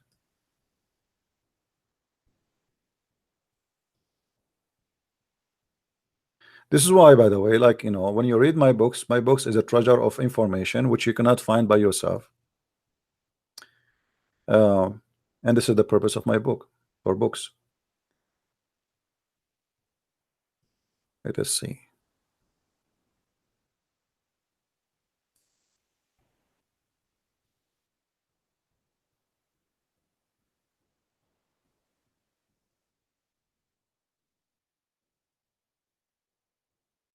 But anyway, this is enough. Like, you know, we can show more reference, but this is more than enough for us to prove what we are talking about. Now, do we have any Muslim he have any objection? Any Muslim he don't like, he don't agree, he think we did not cover the story in the right way? Anyone?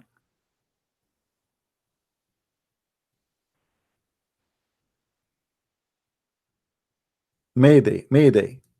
We continue then. So when Adam commits sin, and he was our first man, he asked Allah for forgiveness, and he said, forgive me for the sake of Muhammad. Allah, like he said to him, he said, like, what the heck? Allah asked him, how do you know? Look, hold on. How you know Muhammad, peace upon him? Even Allah, he says peace upon him. Even Allah, he cannot say the name of Muhammad without saying peace upon him. Do you know this? Even Allah himself, he don't dare to say the name of Muhammad without adding titles. Look, Allah said to him, how do you know Muhammad, peace upon him, when I have not yet created him? Adam said, oh Allah, after you created me and breathed into me and your soul reached in my head, and so he saw what? He saw in the chair of Allah. Allah, he wrote right away before he created anything. It says there is no God but Allah, and Muhammad is his messenger of Allah, written on the throne.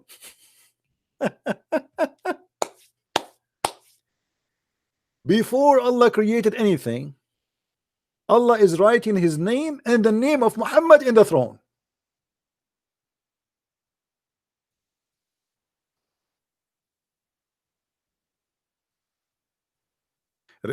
Remember, brother, we Muslims don't worship Prophet Muhammad, brother, but obviously Allah, he worship him. The first thing he do or he does before he did anything is writing the name of Muhammad, to the point when Adam, he did commit sin, he rose his head up to ask for forgiveness. Actually, before he raised like ask for forgiveness, when he created him and Allah, he breathed into him, Adam, he looked up and he saw, it says in Arabic, and obviously Adam is an Arab based on this story, which is very funny. It says Shahada, I bear witness that there is no God but Allah, and Muhammad is his rabbit. It says there, Muhammad is his rabbit. And then I came to know that not by any one name next to yours except the name of the one who is dearest to you among creation. That's it. Allah said. Now where the Muslims getting this? This from Muhammad. Allah said, O Adam, you have spoken the truth. And now Adam, he must feel like, I feel good, so good, so good. Muhammad, he got it right. There's no way God, he will put any name next to his name except the name of the one who is the most important. And the Muslim, they say that you Christians are mushrikeen. The fact they are mushrikeen. As you see, your God, Allah himself, he associate his name with the name of a man he created, and he is no one. The one who created the universe, he is writing the name of Muhammad in his throne. Why? What does that mean? Muhammad, he given the throne of Allah too? Allah have an obsession with Muhammad? Allah in love with Muhammad. Allah, he loved one thing in the world, Muhammad. The first thing Allah in the morning, before he drink his coffee, he say Muhammad. When he want to do anything, he say Muhammad. He look at the earth, he see nothing but Muhammad. He look at the sky, he see nothing but Muhammad. He look at the cloud, Muhammad. He look at the galaxies, Muhammad. Wherever Allah, he turn his face, Muhammad. I mean, obviously Muhammad is everything. And obviously Muhammad is not crazy to the point he's saying that the whole universe is busy with him. And then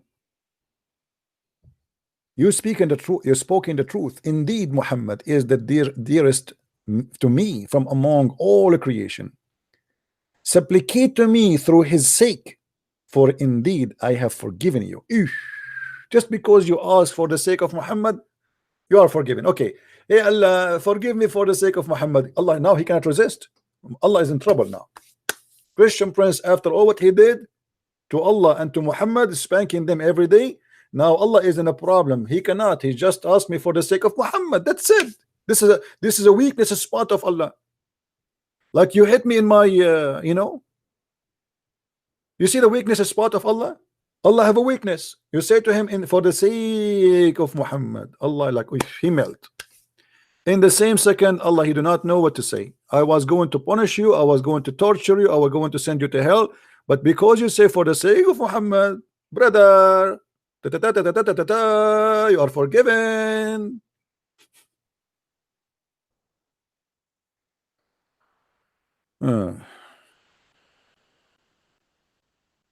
This is a prophet and this is religion. And look what he says. He continue.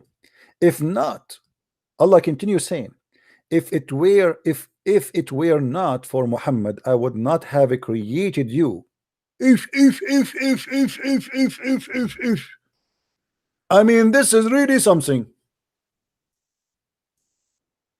If not, brother. If not, brother, for Muhammad, brother, Allah will not create Adam, which mean me and you,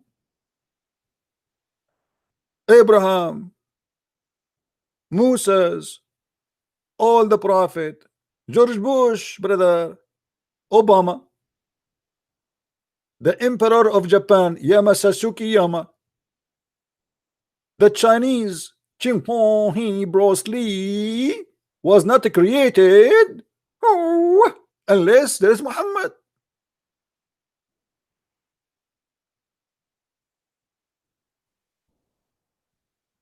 I mean, I'm really shocked. That's amazing. That's so beautiful. Everything around us is made because of Muhammad.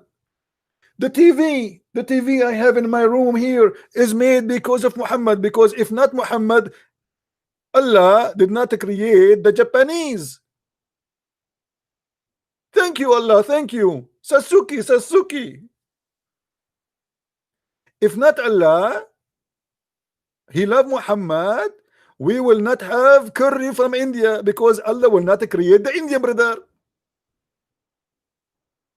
So we will not get all the beautiful spices and Indian food, brother. See how beautiful the Prophet. Do you see the benefit of the Prophet Muhammad over mankind, brother? All of India created the brother because of Prophet Muhammad. If not the Prophet Muhammad, brother, people of Indonesia are not created.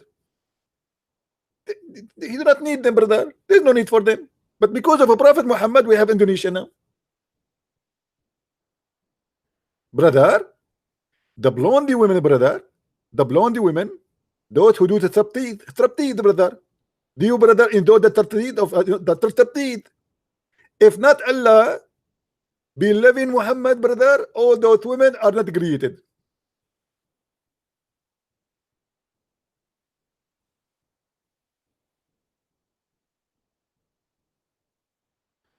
You are not happy with Bruce Lee. Okay, you are not happy what I can do. Complain to Allah. he is as an Asian, he is not happy with the Bruce Lee. Why you are not happy? I speak Chinese perfectly, my friend. Let me give you a Quranic verse in Chinese. That's mean, if not Prophet Muhammad, Allah created not you, brother. That's it. Translation. Do we have any Abdul? What is that? Do you need more proof of madness? Literally, do you want more proof of madness? The story of the madness of Muhammad did not stop here. Go down a little bit with me. You want to call me? All right, call me. Oh, hold on. We have Yusuf. Don't call me you, my friend. Let us call Yusuf.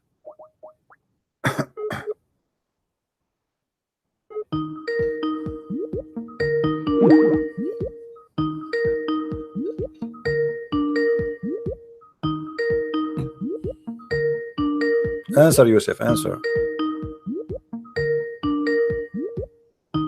What happened to Yusuf? Okay, forgot.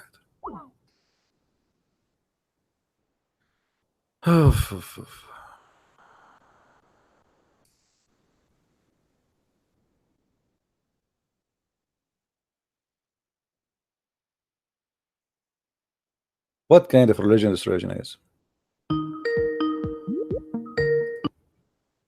Hello? Hello? Yes. Christian Prince, I'm a big fan. I've been watching your videos for a while. All right. And I'm a Christian. I'm an Arab, and I was born in a Christian family. I'm an Orthodox Christian, and I've recently been really into Christianity a lot, and I've been into revealing the truth of Islam to my Muslim friend. All right. So what I've been trying to do is talk to them and ease my way in, but it hasn't been working out very well, except for this one question that I asked, and not a single one of them knew how to answer it. Who does Allah pray to? Who is Allah what? And who does Allah pray to? Oh, not yeah. a single. Okay. Yeah, not a single one of them knew how to answer. and that amazed me. They don't know who Allah prays to, and they're still Muslims. They don't know who Allah is. Well, the They're first just question you should ask them, who is Allah? Because you see, the Muslims, any question for them is a problem, because who is Allah? They don't know. They don't yeah. know. They just told me that it's the man they worship. I told them I know who is he. Yeah. Well, yeah, as you see, all the questions we ask, Muslims cannot answer anyway.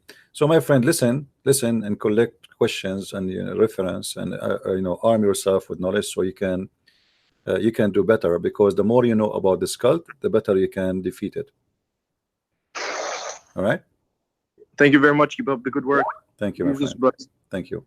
Masih yahmik. Thank you very much. Same to you, my brother. Take care. He said to me in Arabic, Al-Masih Yahmik, which means the Messiah protected you, or protecting you. Let us see Yusuf. It looked like Yusuf, he tried to call me but did not go through. We will call him back.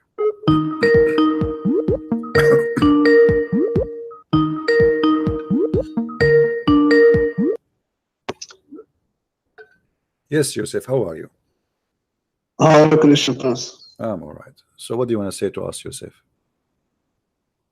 I want to say that you are always using the fabricated hadith. This hadith is fabricated by Al-Hakim. This is fabricated By all hadith, right? scholars, This is fabricated yes, hadith. Okay. Hakim, Okay. Hold on. who mentioned it? Al-Hakim, Hold Do on. you know who is My Al-Hakim? friend. Guys, Do you know who this is Al-Hakim? hadith is fabricated. What about this one? What about this one? Who? Hold Which one? on. What Muhammad he claimed. This is Christian Prince. Hold on. Fabricated When your hadith. prophet he said This is that your when your this prophet is read for the- me and translate. When your You prophet he know, said, never are you judge going to hadith. talk and I talk at the same Authentic time? hadith. Listen, let me just talk. When your prophet said, when he is in the grave, You Allah are will talking send, 2 hours. when Allah will send the prayer of the Muslims to Muhammad. Why Allah will send the prayer of the Muslims to Muhammad when he is in the grave? Explain to us. Here we go. The hadith in front of you. What you say? Allah will send the prayer of all the Muslims, which invoked by Muslims, to Muhammad when he is in the grave. Why? Yes, what is the problem? What is the problem? Is Muhammad is dead or alive? Muhammad, the body is his body is dead, but is alive in spiritually by the miracle of God. All right, guys, his body is dead. Did This you is did you hear special that? for Okay, prophets. when you say his body is dead, does it mean his body is going to be disposed? What? His body will become dust in the grave? He is spiritually alive. Yeah, He but is his body, this is special his body, for what prophets. will happen to his body? What will happen to his body? We don't know. What do you mean you do not know? Give me an answer. When a human being, is Muhammad different kind of a human being, or his body will be decayed like same as everybody? It's not like everybody because he is a prophet. Okay, so because he's a prophet, his body will stay there, right? Yes. Okay. So Yes. how the hadith says that Muhammad, when he die, he start farting, and Muhammad, his skin became green, and he became nothing. He became stinky.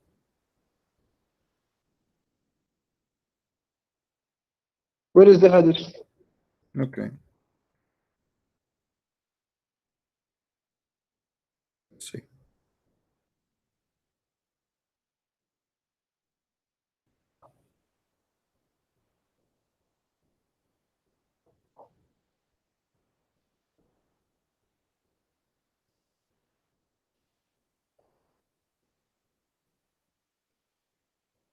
Let us see the hadith.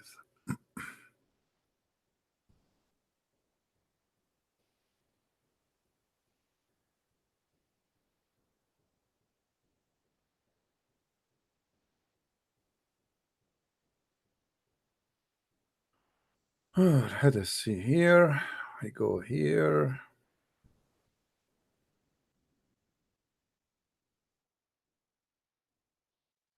Okay.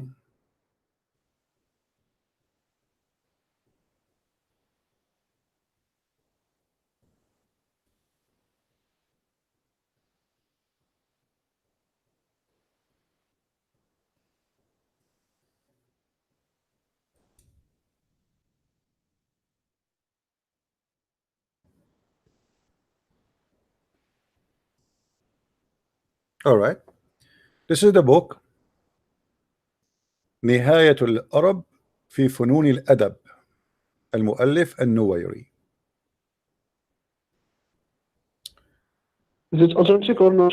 It is authentic. It must be authentic. What do you think? Is going to be not? Mm. Okay, hold on. When you Muslim keep saying to us that this hadith is a lie, I mean, My why friend, you my Muslims friend. why you Muslim keep saying that you Muslims you lie about your prophet? Why you do that? Why you lie about your prophet? Now no, my friend. let us read. Let us read together what the hadith. Hold on. Let us read what the hadith saying. Hold on. Let me give me. If Hold the on. Muslim lie, I will say the others. This is a Read with me. It says when Muhammad he died. فلما before we discuss it. لما توفي رسول الله hold on وسلم فقالوا إنما عرج بروحه كما عرج let me answer. You asked me what is the hadith. I'm reading for you. Stop talking. إنما okay, then go. You say you don't want me to read. You ask me what is the reference. I'm showing you, and now you don't want me to read it. The reference is it what is the point to discuss something fabricated? What is the point? Well, you have to prove it's fabricated, and if it's fabricated by Muslims. That will make Islam more ugly. If it's fabricated by the Muslims, and that make Islam disgusting. Because you are saying to me that you cannot trust Muslim books, you cannot trust Muslims because they are a bunch of liars. This is what you are saying to me. And now you have no proof. Hold on. Do you have a proof that this hadith is fabricated? You know why it's fabricated? Let me tell you why it's fabricated. Let me tell you why it's fabricated for you, because this is very embarrassing. No, my friend. Okay, here we go. Okay. Is Ibn Abbas Ibn Abbas listen is Al Abbas I will make you read it. I will make you read it yourself, and you will laugh at yourself. Okay, read with me. Here we go. Hold on. Stop big mouth. Stop. It says here وقال العباس رضي الله عنه إن رسول الله صلى الله عليه وسلم يأسن كما يأسن البشر وإن رسول الله صلى الله عليه وسلم قد مات إلى آخره. Where is the chain of narration? Where is the chain of narration to the prophet? My friend, what? No relation of what? You see how this is weak. If you want to narrate a hadith, you have to have the narration. He take it from where to the prophet. You cannot just prophet say. Look what they are saying. They are saying that this is a true story. Ibn Abbas. They are saying this is an ikhbar. This is a news coming from Al Abbas. But it is not confirming what happened. It is just a news of what happened, which is the same. I mean, this is stupid. And here you will see that it says listen. It says that your prophet he قد أسن and he يأسن كما يأسن البشر. He stink.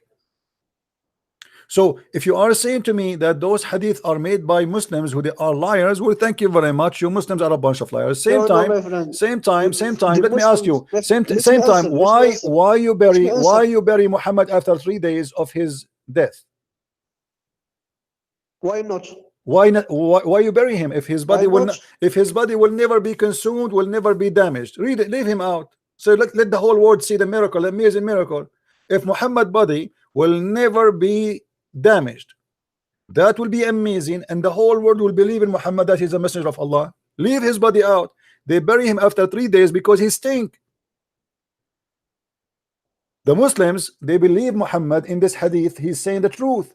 They believe that he was saying that the body of the prophet will not be damaged and they will stay in a good condition, so they didn't bury him. But after 3 days he stink, and that's why they buried him. Otherwise, and look here you are escaping the 2 points. First of all, he claimed that his body will never be damaged. Number 2, he claimed that all the prayer of Muslims will be supplicated to him. Why? He is Allah. Yes, spiritually, and not his body. Why your prayer will go to him? Why your prayer will go to Muhammad, not to Allah? Do you know why? Why? What is the problem? You tell me why. I mean, come on, tell me this. Is he God, or how a man can review a prayer of 1 billion Muslim? Do you know why? How he can do that? Don't tell me. Tell me. You keep asking me. Do you know why? Tell me why. And how a man Because you can are- review? There is 1 billion Muslim. They are praying, saying Allahumma salli ala Muhammad, etc. Every Friday. How Muhammad know can what? read all the prayer? Can I answer or not? Go ahead. If God tells you to do something, do you do it or not? So you are saying that Allah, he decided to hire Muhammad to review the prayer? If Jesus or any God tells you to do this and this, do you tell him why I I'm will do asking it, you, or do it? are you saying Allah is the one who made him do that?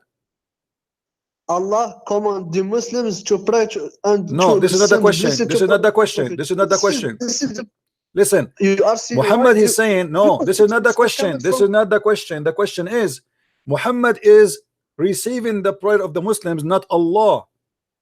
Are you saying to me that Allah, he decided to give the prayer of all the Muslims in the world to Muhammad, not to him? Why the people pray to Muhammad? Why? You answer me. He is God? Why? Because Allah, Why the because prayer? Allah, So what? because Allah clearly commands.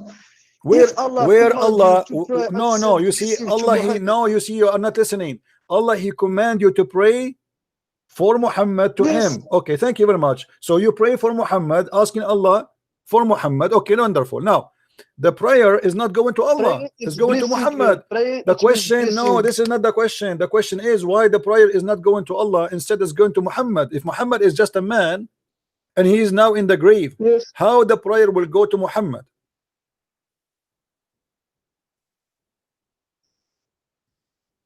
Are you saying Allah cannot give this prayer to that people give to Muhammad? All Are your you saying Quran, Allah all your cannot- Quran, cannot all your do it? Quran, hold on, all your Quran confirm that the prayer of a believers go to Allah, doesn't go to a man, correct?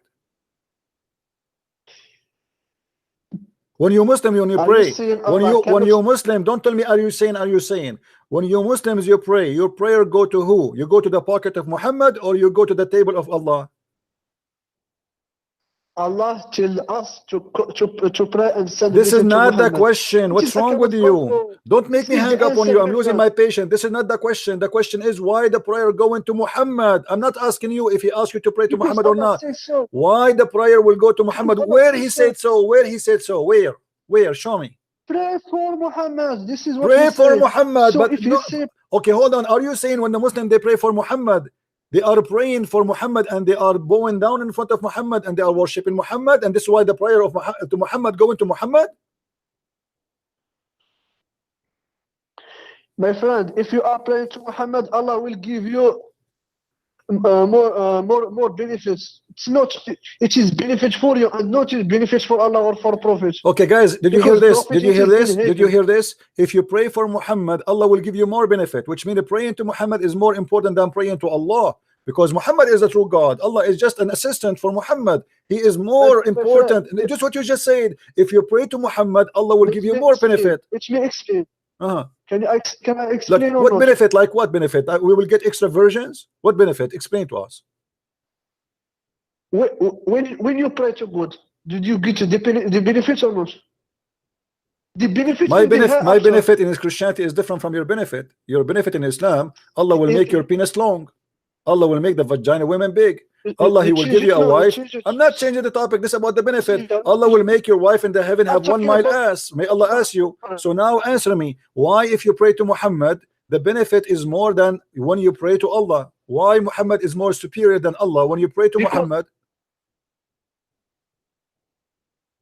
Because it is Allah who command you. So if you do it, you obey Allah, and you're not obeying Prophet. You obey Allah. Because if you don't do it, you are disobeying Allah. But this is another question. This is another question. Why I will get more benefit if I pray to Muhammad, not to Allah? Why more benefit? Because Allah says so. Where He said If so? He Allah said to you. tells you. Okay, hold on. Why Allah He said even you have to pray? Why Let Allah me He said? answer. Okay, hold on. Why even Allah He say pray on Muhammad? What is the benefit on that? What that will do? It is a benefit. Okay, let me answer. Hmm. Allah command you to pray for Muhammad, and Allah command you to fast and to do many things, many works.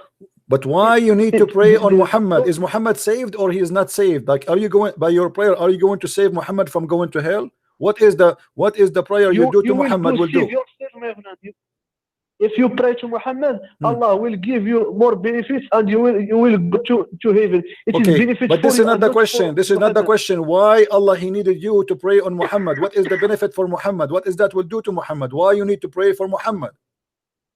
It does nothing to do to Muhammad. It is benefit for you. So if you pray on Muhammad, Allah will increase your benefit. If you pray on Allah, Allah will not increase your benefit. He will increase your benefits in two keys. If you pray to Allah, He will increase you. If you pray to Muhammad, Which one is Allah better? says Which so, one is He will better? increase your benefits. Which one is better? If we pray on Allah or pray on Muhammad? Drink camel urine, They are the brother. same Drink camel because urine. they are Hold on, the hold. Take a same. break. They Take a are the break. same Take a break. because Drink they are camel coming urine. from God. Drink camel urine. Take a break. Are you okay? If you pray to Allah, you will give the benefit. If you pray to Muhammad, you will give benefits from God because God command you to pray to But you Muhammad. said, everybody heard you Are you saying, saying- you said when I you will- pray to Muhammad, I you will use get your more benefit. Everybody heard you. You said when you pray to Muhammad, you get more benefit. You said that. Everybody heard you. More No, benefit. I didn't say more. You said I didn't more. say No, more. everybody The heard same you. benefits. Swear by the shin of Allah that you did not say more. Swear. I swear by the shin of Allah, I did not say more. It's recorded. I didn't say more. Yes, you said more. I didn't say more. You said more. Okay, I swear say by if the you pray to swear God, by the if you shin of pray to Allah. God, you will Okay, get more. okay, hold on. Swear by the fig that you did not say. If you pray Swear to by God, the you will fig. get more. Okay, hold the fig in your hand. Swear by the fig that you did not say the word more. I say more for Allah and not for Muhammad. Okay, so you are saying if you pray to Muhammad, Allah get more benefit? No, I say if you pray to Allah, you will get more benefits than if you pray to Muhammad. So what the benefit of praying to Muhammad then? Why I want to pray? I will pray. You said the opposite actually. They are benefits. You said They the are opposite. benefits, You but- said but the it is not- opposite. You it said is the not- opposite. You said if you pray to Muhammad, you get more benefit. And now you switch upside down. You are like Muhammad. You twist it. Okay, do you want me to go back will in the say- do you want me to go back in the video? Do you want me to? It's recorded. If I see, I clarify it. Okay, but you said that. Don't deny it. I can go back. I just can go backward a little bit, and you will probably heard you saying that if you pray. I asked you why you need to pray on Muhammad. You said because prayer to Muhammad give you more benefit. That's what you said. And now you are saying because now you got busted. You got busted, so you swallow your tongue. Listen. Okay, let us go back to zero. Let us go back to zero. How Muhammad can review the prayer of 1 billion Muslim? Muhammad is a man, is a human. How he will review the prayer of, like now he will start reading name Muhammad Abdul, Muhammad etc. He say invoke a prayer on me, and then next. How Muhammad he can do that? Can I answer? Mm-hmm. When Allah commands us to pray to Allah, Mm. are you saying it is Allah who will benefit? Allah doesn't need our prayer. It is benefit for us. The same with Muhammad. When you pray to Muhammad, it's not Muhammad who will benefit. It's us who will benefit. Abdul, Are you let saying me when show you you. pray- Let me show you how stupid what you just said. Because the prayer is a prayer for Muhammad, not for you. You are praying for Muhammad, not for you. So how you pray for Muhammad and you will? It's not Muhammad will get the benefit. Shut up. Hold on. The prayer says you pray for Muhammad, not for you. Who pray? Who pray? You pray pray? for Muhammad. You pray for Muhammad. When you pray to God, you pray to who? To God. To Are you God, saying no problem. But you has are not praying benefits? for yourself. You are praying for the sake of Muhammad. You are asking something for Muhammad, not for you. Is that correct? Are you saying if you pray to God, Allah needs your prayer? Abdul, when you pray to Allah, Allahu wa You see- malaikatahu yusalluna ala nabi, Allah and the angels are praying on the Prophet. And then Allah continues saying, and all who you believe, pray on the Prophet and salute him. Correct? Did you pray to Jesus or not? I pray to Jesus, yes, but I don't pray. Hold on. Did Jesus I pray to benefit Jesus, from but your prayer or I pray to Jesus, so why not? did Jesus benefit from your prayer or not? You see, you are being stupid now. The prayer saying pray for Muhammad benefit. The Quran says that. Sallu alayhi wa sallimu taslima. You are not praying, asking If you God. pray to Shut up. Jesus- You know you are just wasting my time. Let me get you busted in a sec. I will call you back. Guys, let me show you how foolish this person is. who is in trouble, he do not know what to say. If we go in the Quran and the Muslim translation for the verse, and this is the verse that David Wood and the kid Hijab, they argue about it.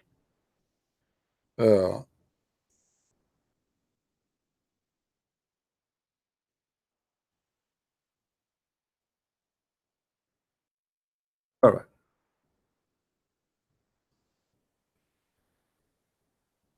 We will find here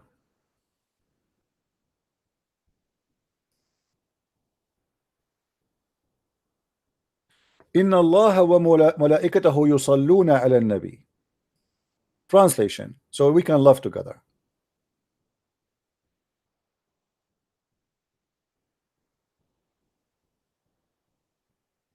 This is the Muslim translation, remember. And Allah and his angels give a blessing to the Prophet. The funny, this guy, he's saying to you, when you do that, it is you who get the benefit. But look what the Muslim says. First of all, the word here is not blessing. This is a big fat lie. The word here is a praying. But we will go with the word the blessing just to get them busted. Allah and his messenger and his angels, they do one thing, one action. Both of them, they do one action, which means angels and Allah are equal. What is that?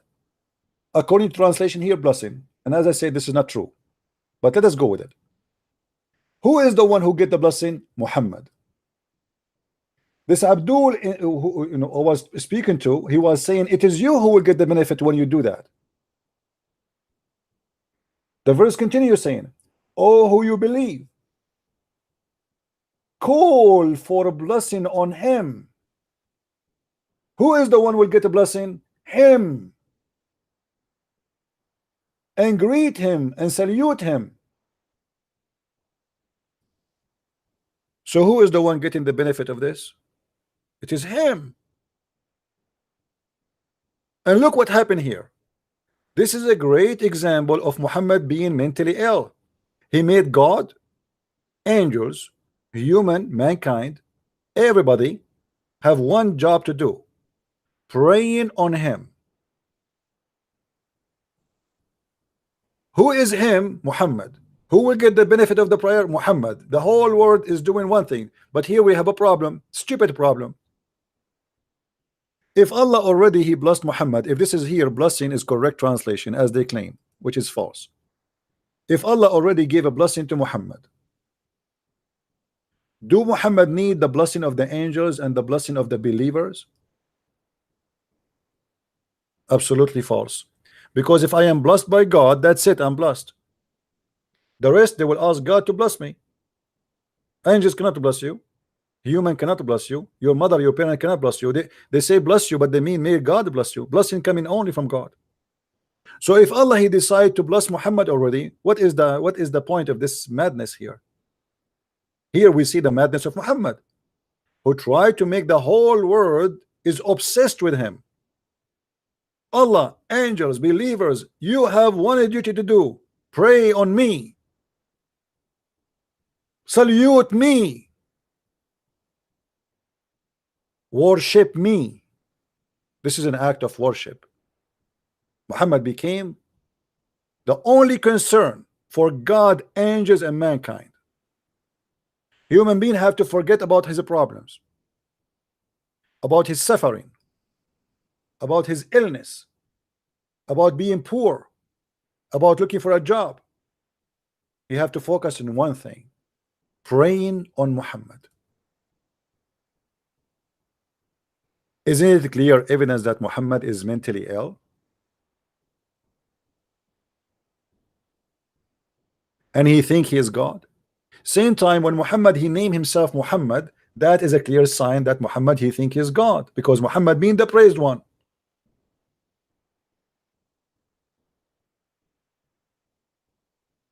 So he was lying to us, saying that when you pray to God, who get the benefit? You. It's not God who need the benefit. This is not true. Here the Quran have different meaning. It is the benefit goes to Muhammad. Allah pray for Muhammad, angels pray for Muhammad, believers pray for Muhammad, and this is all translated by you as a blessing will be sent to Muhammad. So don't lie to us and say this is a benefit for you. It is for Muhammad.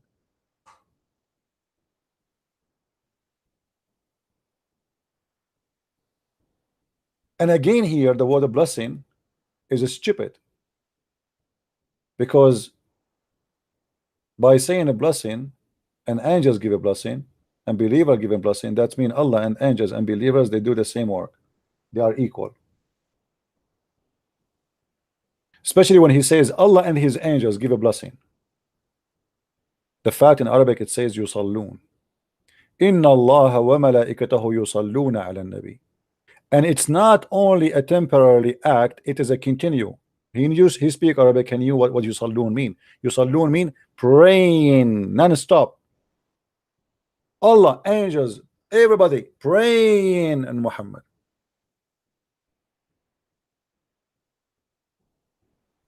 Muhammad always is the center of everything. God have nothing to do except him, even when he have a fight with his wives. What happened when Muhammad he have a fight with his wives? Just to show you the madness of this man. Did he brought Allah to the fight? Yes, he did. He did. Look what happened.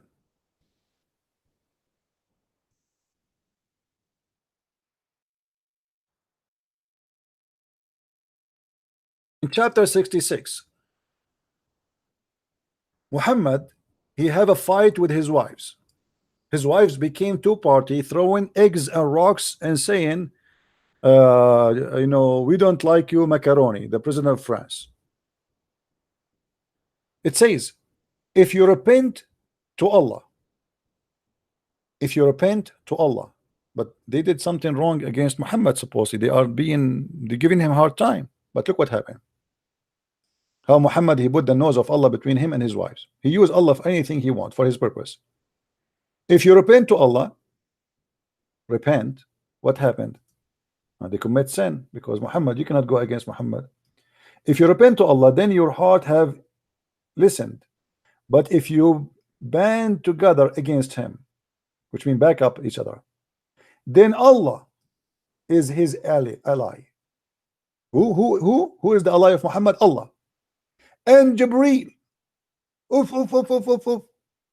Jibreel is involved too.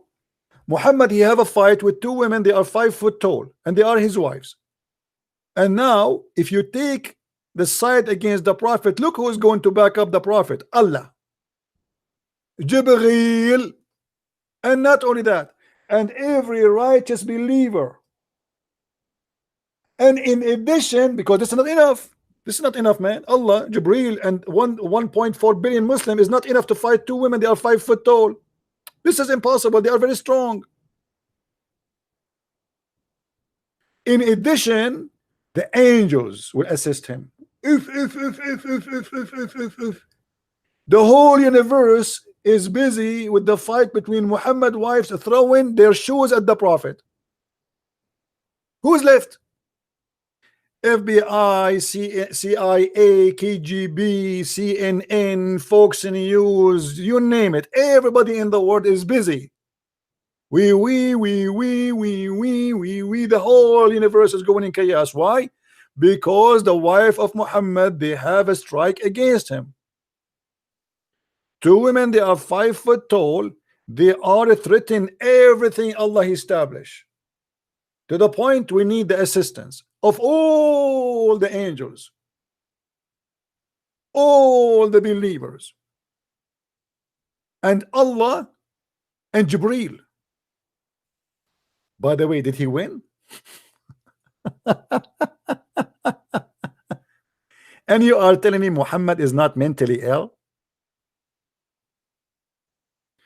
With such an army, you can destroy the universe, my friend.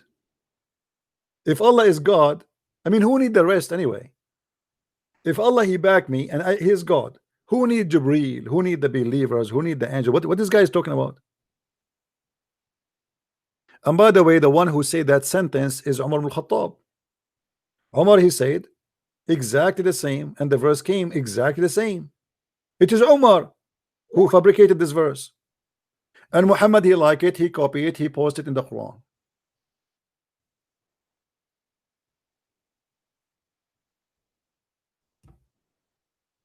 Do we need more proof that Muhammad is mentally ill? It's clear. I have a fight with my 2 wives, and then what? Allah, angels, Jibreel, believers. What is that is about? What the heck is this? He's using the name of God in vain.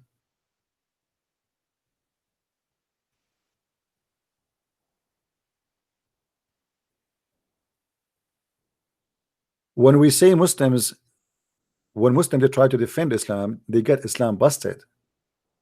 And look what this guy he was saying, that when we pray, it is for the benefit of us, not for the benefit of Muhammad. What a big fat lie. Send a blessing to him. This is your translation, which is a lie too. And when Muhammad he claimed that the prayer of the Muslims is coming to him, he just claimed to be God.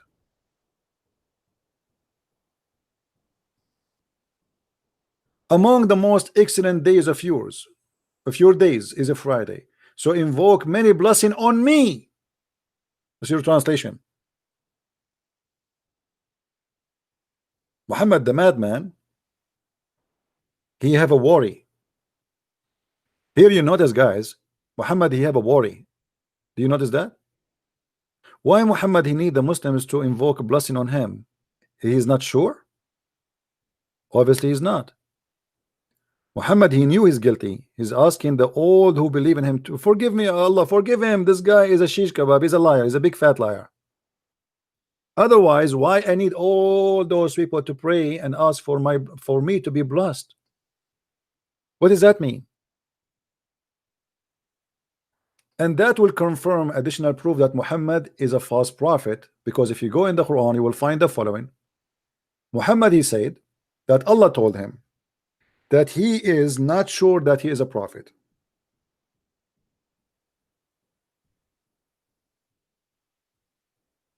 Chapter 9 verse number 94, it says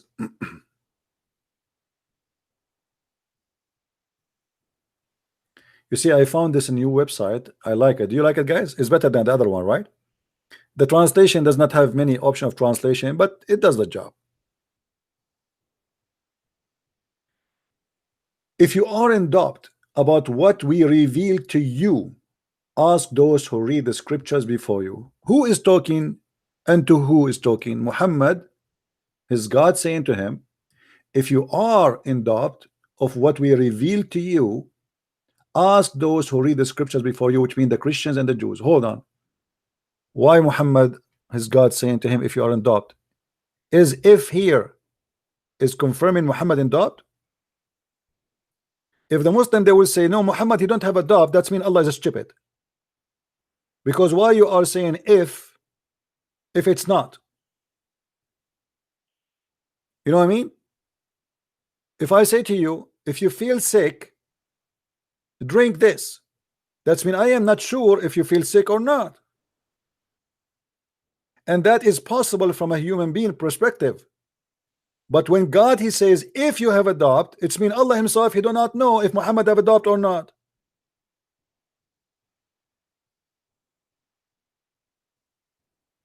Guys, do you understand what I'm saying with my funny English? Do you understand what I'm saying to you? When God he says if you are, that's mean he is not sure if he is. That's mean the one who made the Quran, he cannot be God. Secondly, if Muhammad not have a doubt, what kind of a question that question is? It's silly, it's stupid, because if Allah he knew he'll have no doubt, why he's saying that to him? Number 3, how he said to him, go and ask those who read the scriptures before you, which mean the Christian and the Jews. If you are saying to the followers around you that those people are corrupt, they corrupt the Bible, how the corrupt can be witnesses for something truthful? You know what I mean? If the Christian and the Jews they are not following the true guidance, how the one is misguided can he be your guidance? Because you are asking him, Muhammad, Allah asking Muhammad, if you don't believe you are a prophet, go and ask the Christian and the Jews, which means they will guide you to the right answer. So how the misguided, the corrupt, the kuffar, the infidels, the one who don't believe anymore, who Allah will send them to hell, is going to guide you, Muhammad? Have you ever heard of a stupid religion more than this? And this is why I say to Muslims, every single verse in the Quran is a disaster. The difference between us. Hello? Call me again. I think I think it's a Muslim. Call me again, my friend. I will call you.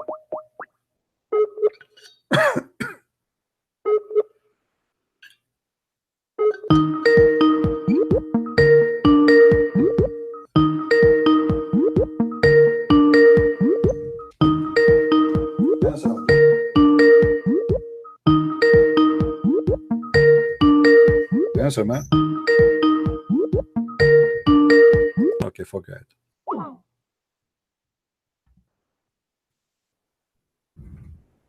If this is God talking, who is the idiot then?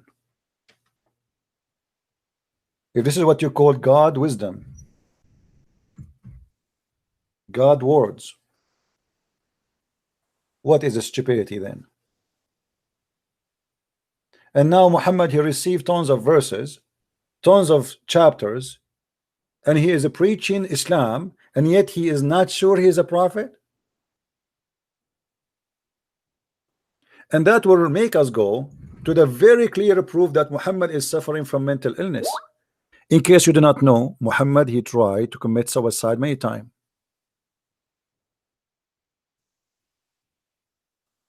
He tried literally to throw himself from the top of the high mountain many times. Let us get the reference and see if this is true or not.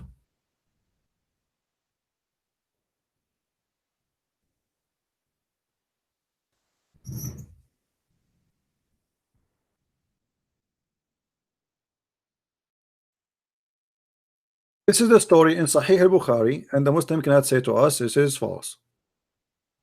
Here how Muhammad, he received the Quran, blah blah blah. Jibreel squeezed him three times as usual.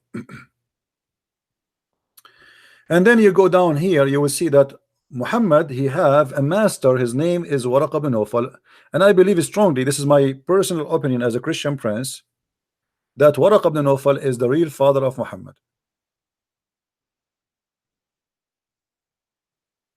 Waraqa bin Nawfal was translating before Muhammad claimed to be prophet.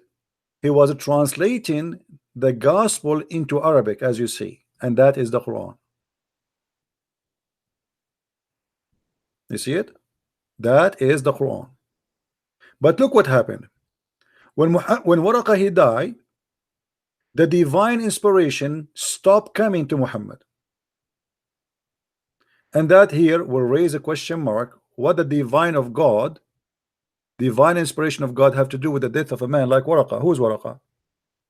Why God plan will stop because of the death of Waraqa? Simply what happened here, Waraqa he died, and Muhammad, he don't know what to do until later he come to the idea of getting the book which Waraqa he used to have, and he got it. And then he will see, after Waraqa he died, Muhammad, he became so sad, as we have heard that he intended several times to throw himself from the top of the high mountains. Several times. We need more proof that Muhammad is suffering from mental illness. You see, suicide act has a reason for it: depression, losing hope, madness, chemical balance in the brain. What is the reason for Muhammad to do suicide act? What happened? What exactly make him even think about it?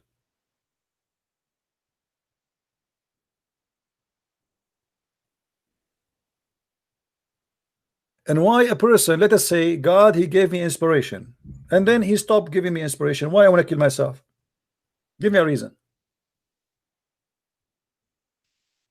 That is not an excuse. Okay, God gave you inspiration, he gave you, he stopped giving you. God is free. How a believer in God, he do such a thing to himself? Especially Muhammad in different hadith, he says that if a man he kill himself, he will stay in hellfire forever.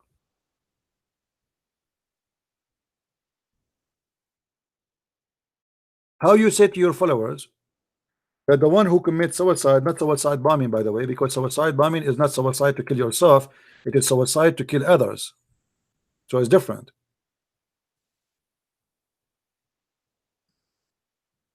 How you say to your followers, if you do suicide, act of suicide by killing yourself, not killing the enemy, you go to hell,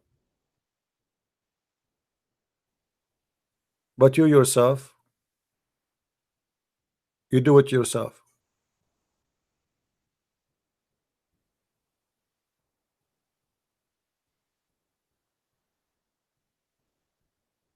Even Muhammad, he said that a person he killed himself by poison. He said that this person will stay in hellfire and he will drink his poison every day. Let me try to find the hadith.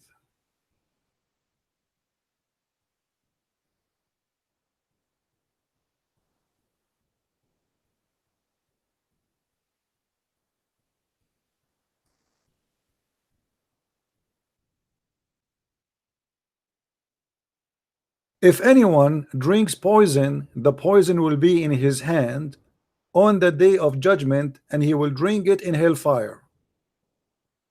He will live in it eternally, which means every day you are going to drink the poison you drank when you commit suicide.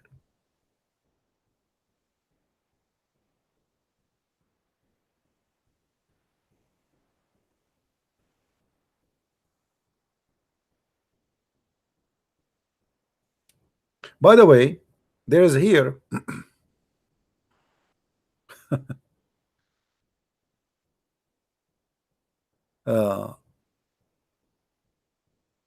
Muhammad, he made a false prophecy. He said that there is a guy, he is going to be in hellfire.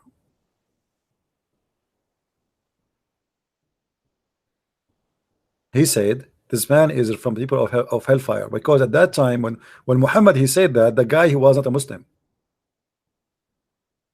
The man, he was not a Muslim. Let me see if I can find the hadith in English.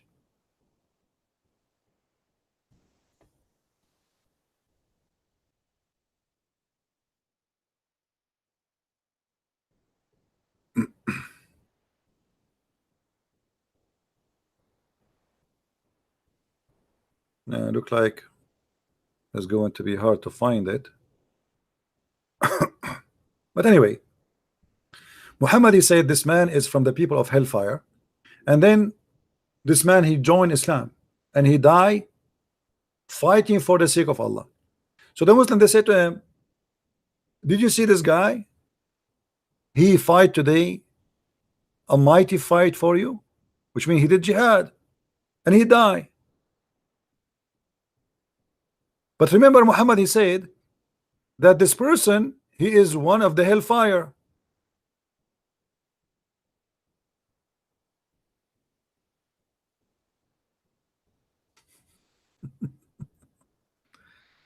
Anyway,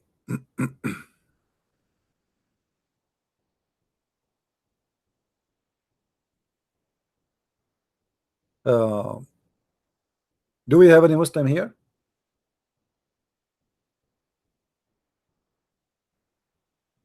Here, by the way, Muhammad is teaching the Muslims that in the hellfire you will sit in a chair made from fire.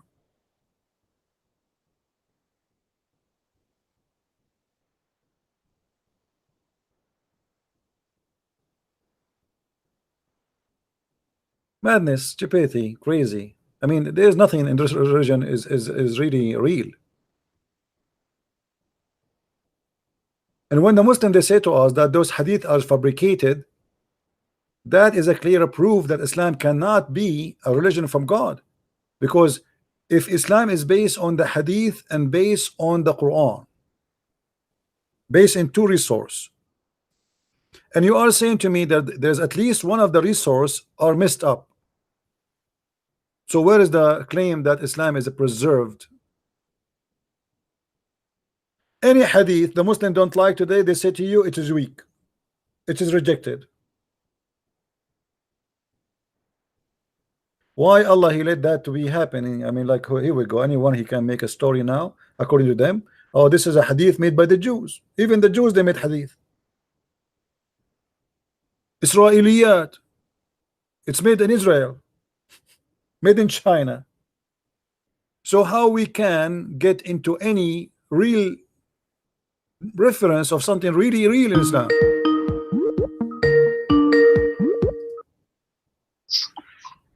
Yes, Yusuf. Why you are lying? Why? What? Why you are lying? About what? Just because if you are saying because they are weak hadith, so the Islam and that is false. Yeah, because The how you Muslim know where's Let me what is the answer. right story Are if you are saying to me and you are not telling me. Let me answer. I The thought you asking Muslim me a question. scholar, they have the methodology and they have the methodology to know which hadith is weak, which hadith is authentic. Okay. So Okay. it is you. Is the you cannot say is the to me Muslim which scholars are hadith is human? authentic, which hadith is Hold weak. on. Is the Muslim scholars are human or they are God? They have a methodology, my friend. Okay, no problem. Is it possible that for those based on that methodology that they might do wrong and make it they agree it is correct? Is it possible? Or they are No, infallible? because the methodology is what? When your scholars they say something, let us say they say that this hadith is sahih. Is it possible that this hadith is not sahih? Yes or no? No, if it is said sahih, it's Okay, sahih. so why Because- each time I because- show you, so why because- each time I show you a hadith that says sahih, you say to me it's not sahih? You never show me something. I hadith. show you tons of just show them. me Okay, hold on. verse. Okay. Did your prophet wear his wife clothes in the sahih hadith? Yes or no? You are just lying in this. It is. I will expose you on this hadith. Okay. Did This he hadith. What is the word used in Arabic? mart?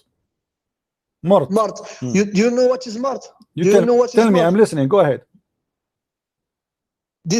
In Arabic, it is not just for women or for men. It is used for the both. I challenge Really? you to show me that not much used to just to the woman. I challenge you. Okay, guys. He said it challenge you. Okay, here we go. Here we go. شرح الزرقاوي على موطأ الإمام مالك. Read with me. You speak Arabic, you have no excuse to say it doesn't say that. And this is the page number 81. Is my screen showing for you? Yes. Okay. وقال ابن الأثير لا يكون المرط إلا درعا وهو من خز أخضر ولا يسمى المرط إلا الأخضر ولا يلبسه إلا النساء. Translate if you're not ashamed.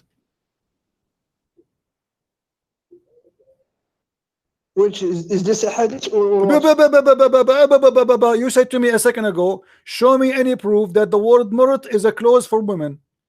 This is your interpretation, Is this and a this is hadith or just this an is opinion? Ibn al-Athir. Is this a hadith This or is an shut opinion? up. Just go. Get lost. You see, you are a coward. You have no dignity. A second ago, you said, show me where it says that the word murat. I'm going to expose you. Show me where it says that murat is the women clothes, and now it's in front of you. And now what he will say? This is hadith. This is Ibn al-Athir. Do you know who is Ibn al-Athir? It is a cloth only for women. Only. ولا يلبسه إلا النساء.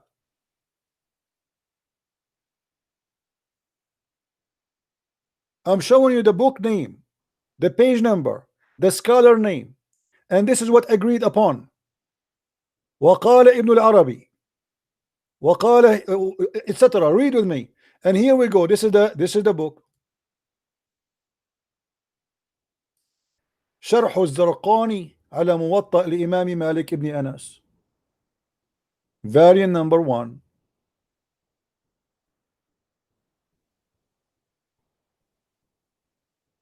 You see, it doesn't matter what you show them. They will play the game that this is weak. It doesn't matter. They are like rabbits who they are jumping from place to place, and until you hold them from their ears. When you say to me, show me, I challenge you. The word murt does not mean clothing. If we go to the hadith, we will find that the word murt means clothing. Here we go. Read with me carefully. And this is Sahih. Sahih. And you are the one who said to me that Sahih cannot be weak. A second ago, I said to you, how come each time I say to you Sahih, you say to me weak? Now what you will say this Sahih? No, you will say it's weak. Because simply getting your prophet busted wearing his wife clothes.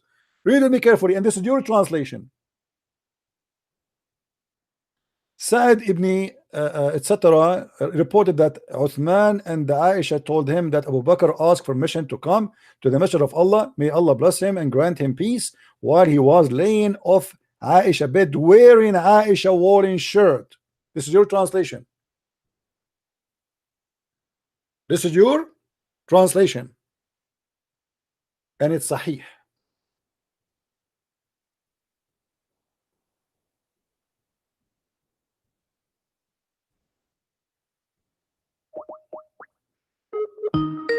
Let's call him.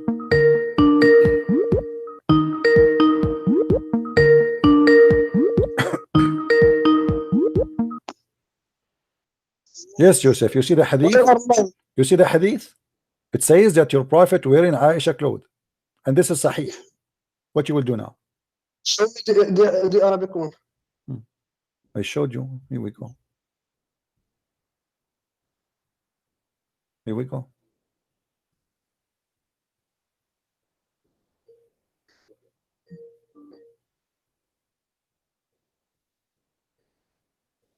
What you will do now? Oh, move this screen. I didn't see it. Do you feel like calling a friend? What? You answer me. What do you mean? Oh, go. Do you want to call a friend? This is Sahih. He is wearing it. He is wearing it. He is wearing it. And I showed you what the word murt, and I showed you even the Islamic translation. It can use it for man and woman. Why are you lying? What? It is for women and men. It uses for the both. It's for men and women? For men and women? Yes. Okay. Yes. Okay, read with me. Read with me. Here we go. Read with me. وَلَا يَلْبِسُهُ إِلَّا النِّسَاء. Do you see it? This is an opinion. It's not authentic. It's an opinion. It's opinion. It's an opinion. Okay, hold on. In the translation here, why the Muslim translate that this is he is wearing his wife's shirt? Does it say that? This is your Islamic translation. This is your Islamic website in English. Why they are saying that he is wearing Aisha clothes? Because this cloth, Aisha wear it and the Prophet wear it, because it's not just for But women. this is Aisha clothes. Okay. Go. Get lost. See, guys, it's not women clothes. Aisha clothes is not women clothes. Aisha was a man, obviously. Aisha clothes is a man clothes. Aisha, she dressed like a man, my friend. You see how they lie? I mean, they want to escape from anywhere they want. I showed it to him. It says this is only for women, and he says this is his opinion. Aren't you the one who said to me, show me where it says that's only for women? Don't call me. I'm done with you. You're a potato. You're a potato and you're a coward.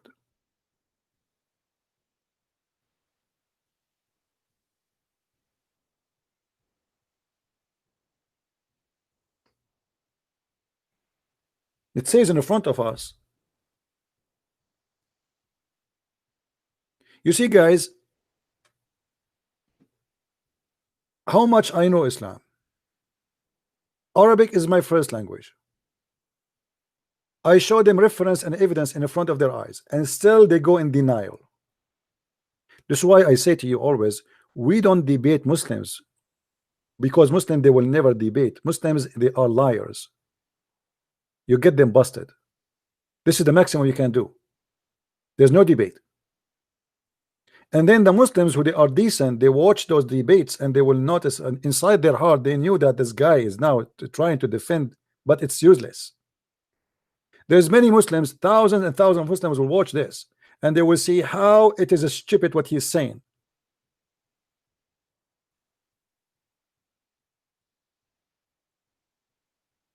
And how they try to run away from what is shown in the front of their face. You see, one of the reasons I don't like those you know, speaking corner, like a speaker corner. I mean, it's people are shouting and nobody's showing anything. I mean, like you say whatever you want.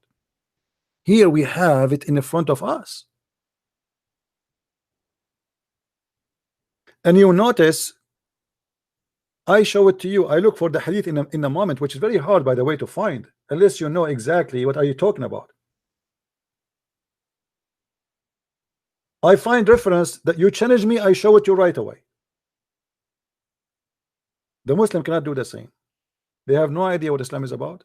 They are just big mouth, and this guy, he is going to defend Islam no matter what you say, no matter what you prove, no matter what you show him.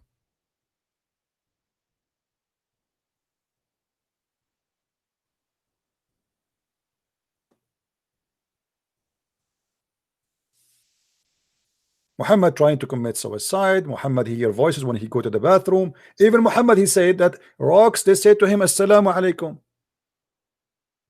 Have you ever heard of a prophet, rocks say to him, Assalamu alaikum?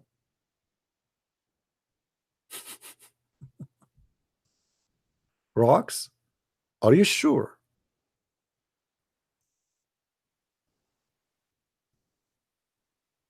Rocks? You walk in the street, Muhammad, you hear rocks saying to you, Assalamu alaikum? And you are telling me your prophet is not mentally ill?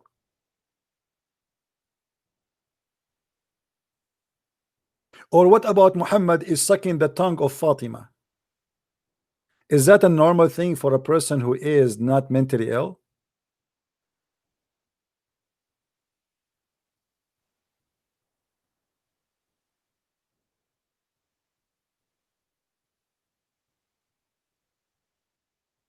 Maybe we should continue with this topic in the coming broadcast tomorrow. Maybe we have too much information in one day.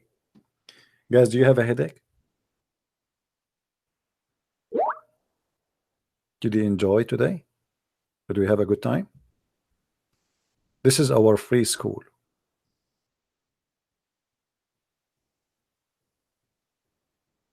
And nobody will teach you what you learn here. All right.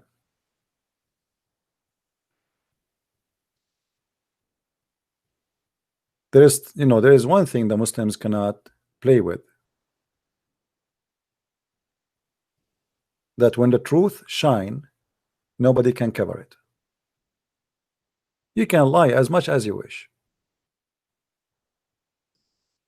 The more lie you create, the more things will be ugly for you. Nobody can defend anything by lying. Maybe temporarily, like when this guy, the kid, teenage youth, hijab, he was making fun and mockery. He thought he's making mockery of David Wood, but the fact he was making mockery of his prophet. He was making mockery of those who believe that Allah have hands and Allah have leg and Allah have foot and Allah have shin. But this is the Quran and this is the prophet. You see, Muslims, they have a low IQ, and now they spend thousands of videos just to explain why hijab, he said Allah he pray on, oh sorry, he pray for, not to, which is supposed is different. And this guy, he called us, he agreed that Allah is asking the Muslim to pray on Muhammad, and but he in the same verse it says Allah he pray on Muhammad too. It's a stupid religion. Many of you love really what I do because of Muslims, not because of me. Yes, Yusuf, why you are calling me again? What happened? I challenge you. Go to the Arabic dictionary Al-Ma'ani and search for يصلي على. Is there a difference between صلى and صلى على or not? There's different. صلي على different. Go to. Are you Arabic? Abdul, listen. You know, do you know? Hold on. Let me hold on. Let me show everybody. Let me show you everybody that I will give you today a additional certified donkey. I want you to tell me what the word صلى على mean. In dictionary, he says. No, tell me what you think. Yes. Tell me the correct answer. Doesn't matter who. Dictionary, you, Allah, doesn't matter. Tell me what صلوا عليه or Allah, he pray on him. What does that mean? Blessing and dua. Okay, let us go with you, and everybody will be laughing at you in a second. Guys, he said it is a blessing and supplication. Blessing and dua. Dua mean you supplicate to Allah. If Allah is doing supplication, he supplicate to who?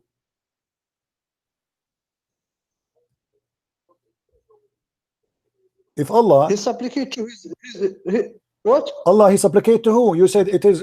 You said you said I said to you what pray on him mean. You said blessing and dua. Dua means supplication of a prayer. Okay, Allah supplicate his prayer to who? In this verse, it means blessing. Okay, in this verse, his blessing. Okay, I will go with you. Read with me carefully. If Allah he sent his blessing, who need the blessing of the angels?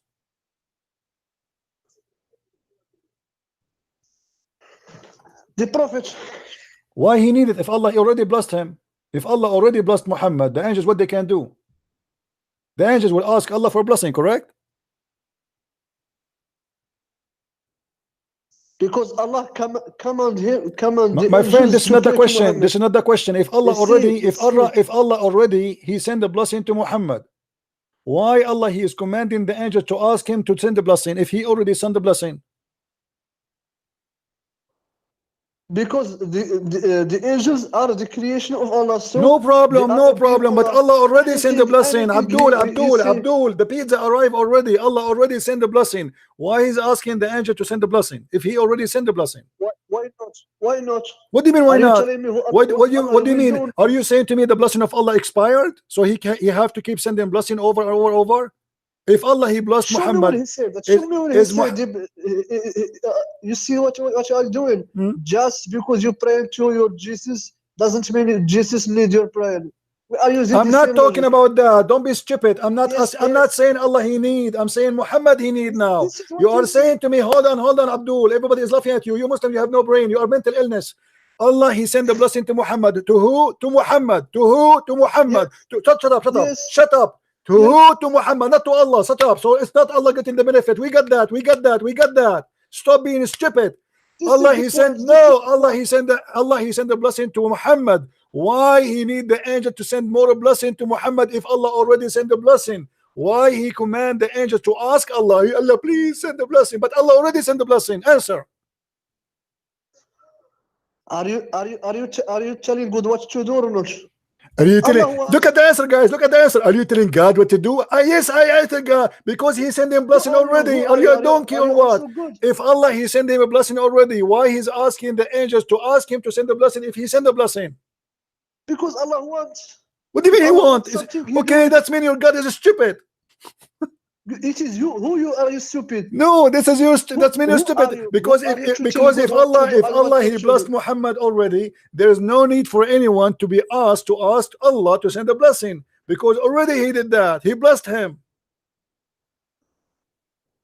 If God wants something, He did it or not? This is not the question. If God He wants something, what something? Already He blessed him. So why He's asking the Muslims and asking the angels to ask Allah to send the blessing if He already sent the blessing? I will use this same. Why Jesus need to kill himself to forgive you? Why he need it? He did not need. You see, this is first of all, you are changing the topic. Secondly, Jesus did not kill himself. And anyone he said that you are a liar, you are a liar, you are a liar, you are a liar, you are a liar, and you are changing the topic so you can run away. why God, is blessing you, he need to ask me to ask him to send the blessing to you when he already blessed you? Simply because he is God. God do what he wants to do. But God is, Quran your God teaches is God what stupid. to Your do. God is stupid. If already Muhammad is a blessed, You are stupid. You are using your limited just everybody is laughing at brain. you. Everybody is laughing at you. Secondly, here, if we go in the Quran, if we see the word yusalli, inna Allah wa malaikatahu yusalluna ala nabi, huh? This is appear in many verses in the Quran. Hold on. In Arabic, ala change the meaning. What ala But you mean? are What ala stupid. mean? What ala mean? What ala mean? It's not. I will give you an example in Okay, English. hold on. Okay, in chapter 33, verse number It's a chapter preposition. 33, verse number 43. Chapter 33, verse number 43. Hold on, the same. Hold on. It's he who reach out to you. This is a Muslim translation, bringing you out of darkness. Is that a true translation, or you don't agree with it? What did he say? In Arabic, it says, "Huwa alladhi yusalli alaykum wa malaikatahu." Yes. Okay, do you agree with this or no? Allah yusalli alaykum wa malaikatahu. What is that for? What is your point? Don't ask me for my point. Answer, and then you will get my point. This is what the Muslims do. They are afraid from my point. You are asking me what is my point because you are terrified. You want to know my point before you answer, so you can play game with it. Answer me. When it says huwa alladhi yusalli alaykum, what does that mean? Allah sends blessing to prophets and sends blessing To do what? To do what? to people. To do what? To do what? Show me the four verse. Here we go. هو الذي يصلي عليكم وملائكته ليخرجكم من الظلمات إلى النور. Yes. Okay. He sends blessing to you because you are doing. He sent the blessing to who? He sent the blessing to who? He sent his blessing to who? Is the blessing of is the blessing of Allah is to be sent? Is it something we can deliver? If Allah blessed me, is that something he sent to me? It's spiritually. How it is? Allah forgive your sins. This is how it is. No, Allah he said no. you. You said let us read together. It says, "He it is who sent the blessing on you, so do his angels as do his angels, that he may bring you out of the depth of darkness." Do you agree with that? What he mean by darkness? Yes, I agree. Okay, guys, he agree. darkness Hold on, is guys, he agree. Hold on, let me answer. Guys, he agree. So Allah, he sent the blessing, and his angels, they do the same. They do send the blessing. What is the purpose? So he may bring you out of darkness. That's mean your God, Allah blessing, bring you nowhere. It may bring you. So why Allah send the blessing? What? Arabic? What? No. It is different in Arabic. Abdul, I read the translation for you a second ago, and you said you agree. I asked you, do you agree with this? You said yes. But your understanding. Did you agree? Did you agree when I read that for you? You said yes. So he may. I don't agree. So he may. Yeah. So he may take you out. Okay. Now Allah, he sent the blessing. Angels send the blessing. What is the blessing of Allah? Will do additional to the blessing of the angels. What that would do? How both are sending blessing, and that both will take you out of darkness, and maybe will take you, not necessarily. Do you know why he say me? What? Why he say why did he say me? Why he said me? Go tell me. Because it depends on the people. If the people the good deeds, Allah will bring him out. If the people doesn't want, no problem. Allah will leave him. No problem. Your God now in trouble because of you. Your God is going to punish you. Let me show you. Let me show you what you did. You got your God busted because the verse says he might take you out of the. Hold on. He might take you out of your darkness, which means you are already in the darkness. Correct? Those people, they are in the darkness. Yes. Okay. if they are in the darkness, how those who they are in the darkness they receive a blessing from Allah? Do Allah bless the kuffar? If if Allah knows Yeah. that, you see, if Allah knows in their hearts that they will do the good things, Allah will bring him from the dark to the light. But your friend, my friend, you just said if Allah knows, this is why he said may, because he did not know. Same time, Allah same wants time, and not same time. knows, Do Allah you knows everything. same time? This is against the Allah Quran. This is exists, against the because we Quran know itself, because the anything. Quran says Allah will not bless those who they are kuffar. Allah curse them. Allah punish them. Allah will kill them. La'an Allah, qatal Allah. So how Allah here is sending a blessing before they leave the darkness? Allah, he sent the blessing to Quraysh before they leave the darkness. They are in the deep darkness. The only interpretation for this, that Allah he pray, and this is what it says in Arabic, that it is he who pray on you, and the angels they do the same. So may you became out of darkness. He pray, because if he send in a blessing and already they are blessed, that means he do not need anything more. They do not even need guidance. They are blessed already. I am a blessed only if No, I follow friend. God. Let me ask you, are you blessed if you are a kafir? Yes. Shut up. Guys, he said, yes, I'm blessed. So I will go to heaven. I am blessed even if I'm a kafir. You are stupid. You know why? What a Do you know blessing why? mean? What a blessing Just mean? What a ask- blessing mean? Okay, hold on. Plus, What is a blessing? mean? What Allah? What is the code to go to heaven? What?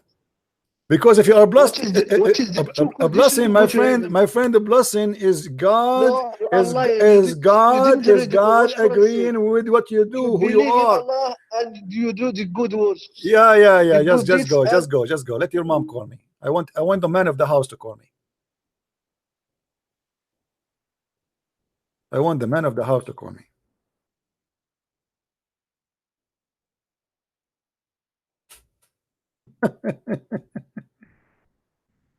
Allah, he sent the blessing in advance to who?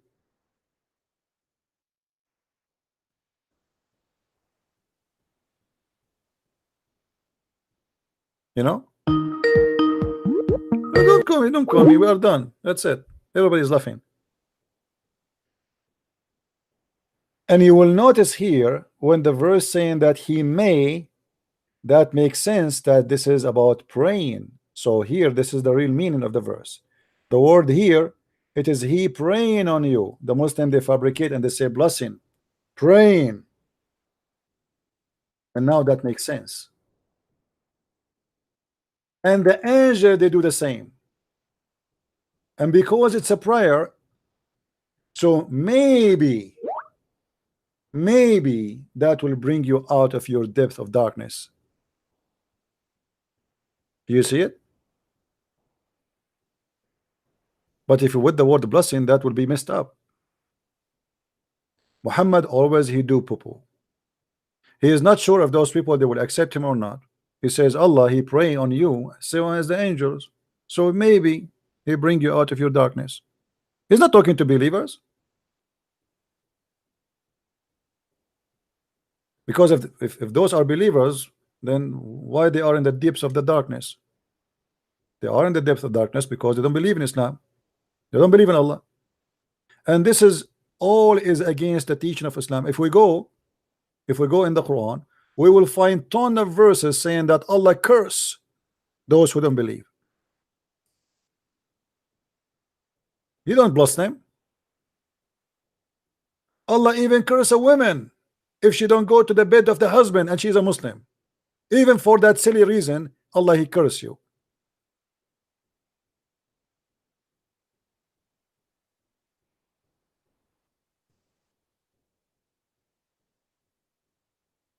What about somebody he don't believe in Allah and Allah yet he will bless him?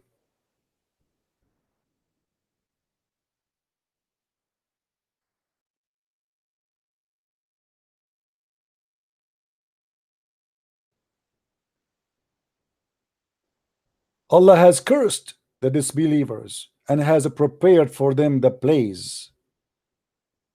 How he blessed them, but they are cursed. Who is the stupid here? The same chapter we are reading from.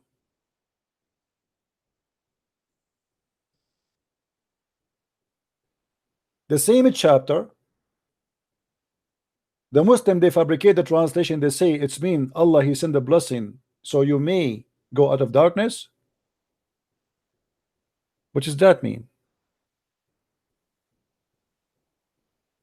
They are cursed wherever to be found, and kill them and slaughter them.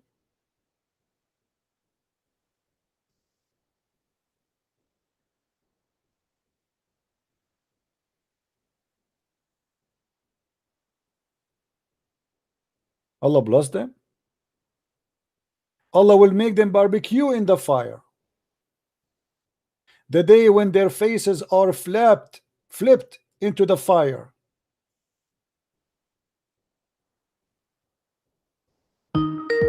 Go, don't call me again. You're a kid.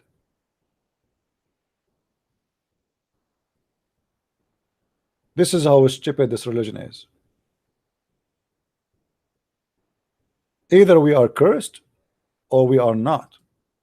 If we are blessed, then we are blessed. That's it. We do not need Muhammad. If me as a Christian, the guy he said, you as a Christian, you are blessed by Allah, that's me. We do not need Islam. We do not need Muhammad. We can stay as a Christians.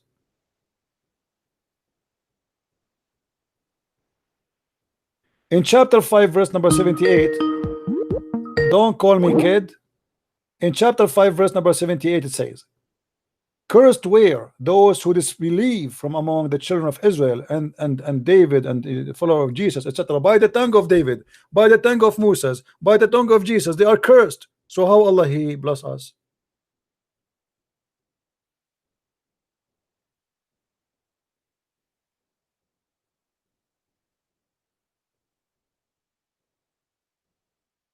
Do you see it?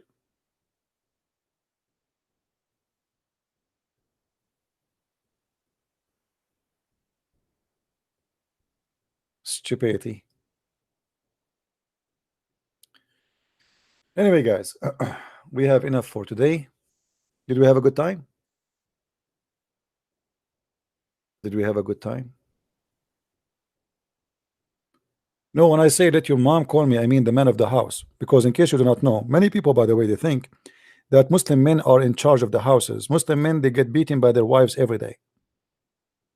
According to study in Algeria, I think it was Algeria or Morocco, I forgot, that the most household violent, domestic violent, is women beating men. Women beating women, beating men. Muslim women are very aggressive.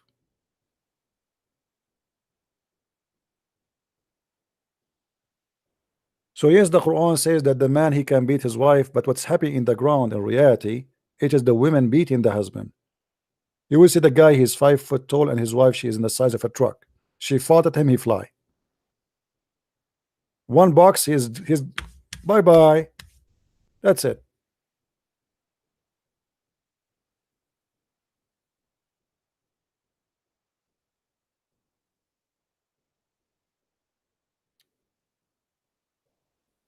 And good for the women, by the way.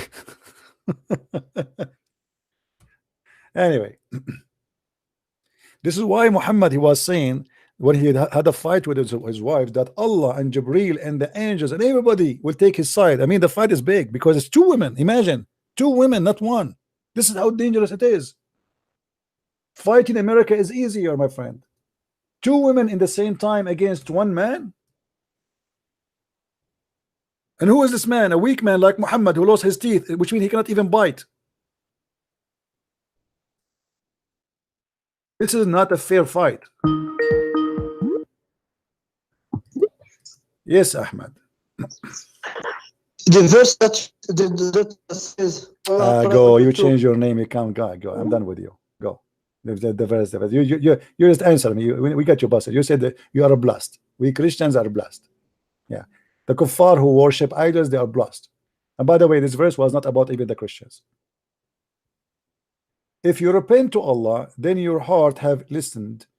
But if you bond together 2 women against him Allah, and Allah is his ally, and Jibreel, and every righteous believer, and additional to that, all the angels. We spoke about that already. This is how dangerous it is to have a fight with Muslim women. If you are a Muslim man married to them, they will eat you alive. By the way, when a Muslim woman she do marry a man, do you know what they do? Anyone knows? They will do their best to keep you poor. Anyone knows why? Every day they will ask you for a new thing. She will split coffee over the couch. Oh, the couch is done. We cannot have visitors now. We have to change it. Why? Why does she keep doing that? The curtains are old. There's a cigarette. Burn the curtain here. Look. I want to change the bedroom. She keep harassing you with spending money because she want to be sure that you will not have extra, because if you have extra you will go and get a new wife. So she will ask you for more money and she will save it because she is not sure if she will stay tomorrow in this house. She will bring you a bill of many things she bought for the kitchen, but you go to the refrigerator, you find nothing there. They are literally thieves. And I don't blame them. They want to secure their tomorrow. I remember once a Muslim lady, she came to my mom. I was a kid, and she my mom is in the kitchen, and the lady, she came to my mom's house to help her like a maid, but like, let us say, part-time. She's a Muslim. So she said to her, I feel jealous for Christian ladies. My mom, she said, what do you mean? She said, like the food we are cooking, I don't know in my house if I am going to eat from it. My husband always is angry, and sometimes I feel like he's going to divorce me anytime, which means the food I eat or the food she is cooking, she is not sure she will eat from it. So there's no security. And my mom is not worried about that. She's not worried about her husband coming back and say to her, you're divorced 3 times, and that's it, she's gone, she's history. This is why Islamic family is always damaged. Even the children, they hate each other. I remember once I went to a Muslim kid. I was a kid in the school with him. We decided to buy some I forgot, like ice cream or candy, whatever. So he said, let me ask my dad to give me money. I said, okay. So I went with him. And then the father, imagine guys, he asked the kid, who is your mom? He don't know his kid. He don't know the kids he have. He's asking his son, who are you? Literally, he's saying to him, who are you? He could not recognize him. He's an old man sitting in a chair in the front of the house, and he's asking the kid. He said, Dad, give me money. He said, you are the son of who? I was looking like, what is? He just called him dad, and he's asking the son of who? He was asking, you are the son of which women? He told him. He put his hand in the pocket. He gave him some change. Other day, we went to the house of the kid, and then his brother, he was saying the F word to his mother. The F word to his mother. I said to him, how you say that to your mom? He said, no, his mom is not my mom. So the family is inside is in a very bad shape, because each woman she start teaching her children to hate the other ones. So you will find the family is very much divided. Women, they are jealous from each other, they hate each other, and they try to take as much as they can to their pocket from the other wife. This is why we see the story here actually presenting what happened between Aisha and Hafsa and the rest of the wives of Muhammad. Everybody was upset from Aisha because she was taking all the gifts and not letting anyone to give gifts to the house of other wives. This is why Christian marriage is the perfect marriage, perfect family.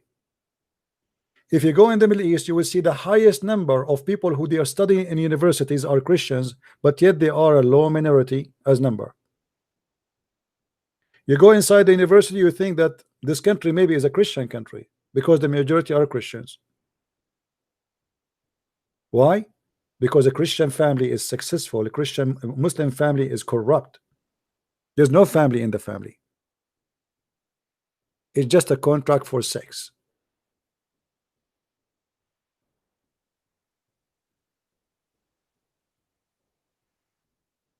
And this is why I say thank you God. I am a Christian.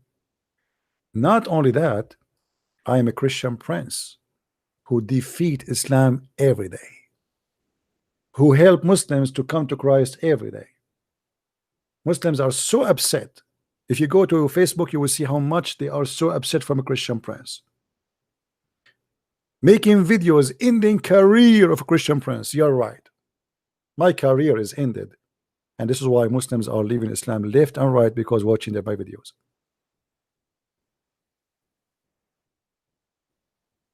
This is how stupid this religion. And only stupid, they follow something stupid. As simple as that. You cannot be a person who have little brain and then you follow such a cult.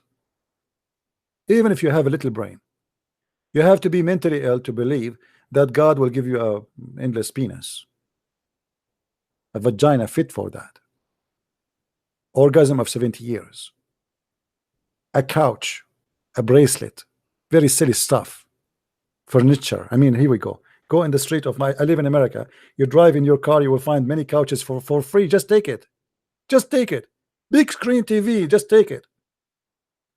The garbage of America is better than the promise of Allah in heaven. The garbage, literally. Our garbage here is better than what Allah promising you in heaven. That cannot be a promise of God, my friend. That is a promise of someone stupid speaking to a poor Arab who never saw something good, who never saw a couch. God, he will not promise me that I will not have heat of the sun unless he is speaking to the Arab. That is not a good news for someone living in Alaska. God will not promise me grape and wine mixed with ginger or ginger, whatever ginger you call it, because the Arab, they like to drink ginger. So Muhammad, he have no choice but to mention it even in his heaven. All the promises of Muhammad proven to us that he is a corrupt man, false man, crazy man, stupid man, you name it. Selfish.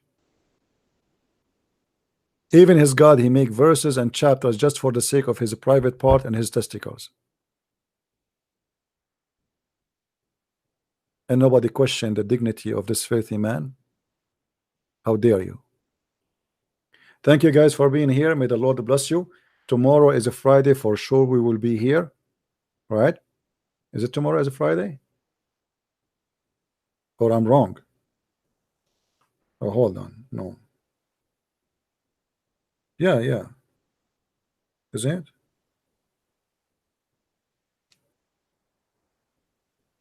Anyway, tomorrow I hope we will be able to do live podcast too. So please invite your friends, subscribe, and tell your friends about what we do. And I hope that you guys taking notes and downloading the videos, because those videos will disappear either by me or by someone else. So you better download them, because this free school will not repeat itself again twice. Time will come and Christian Prince will go. The Lord will take him and he will not be here with you. Take advantage, teach your kids, save yourself, and don't be a fool. Thank you very much for being here. Christ is Lord and Islam is false. I mean to that. And see you soon again. Bye-bye.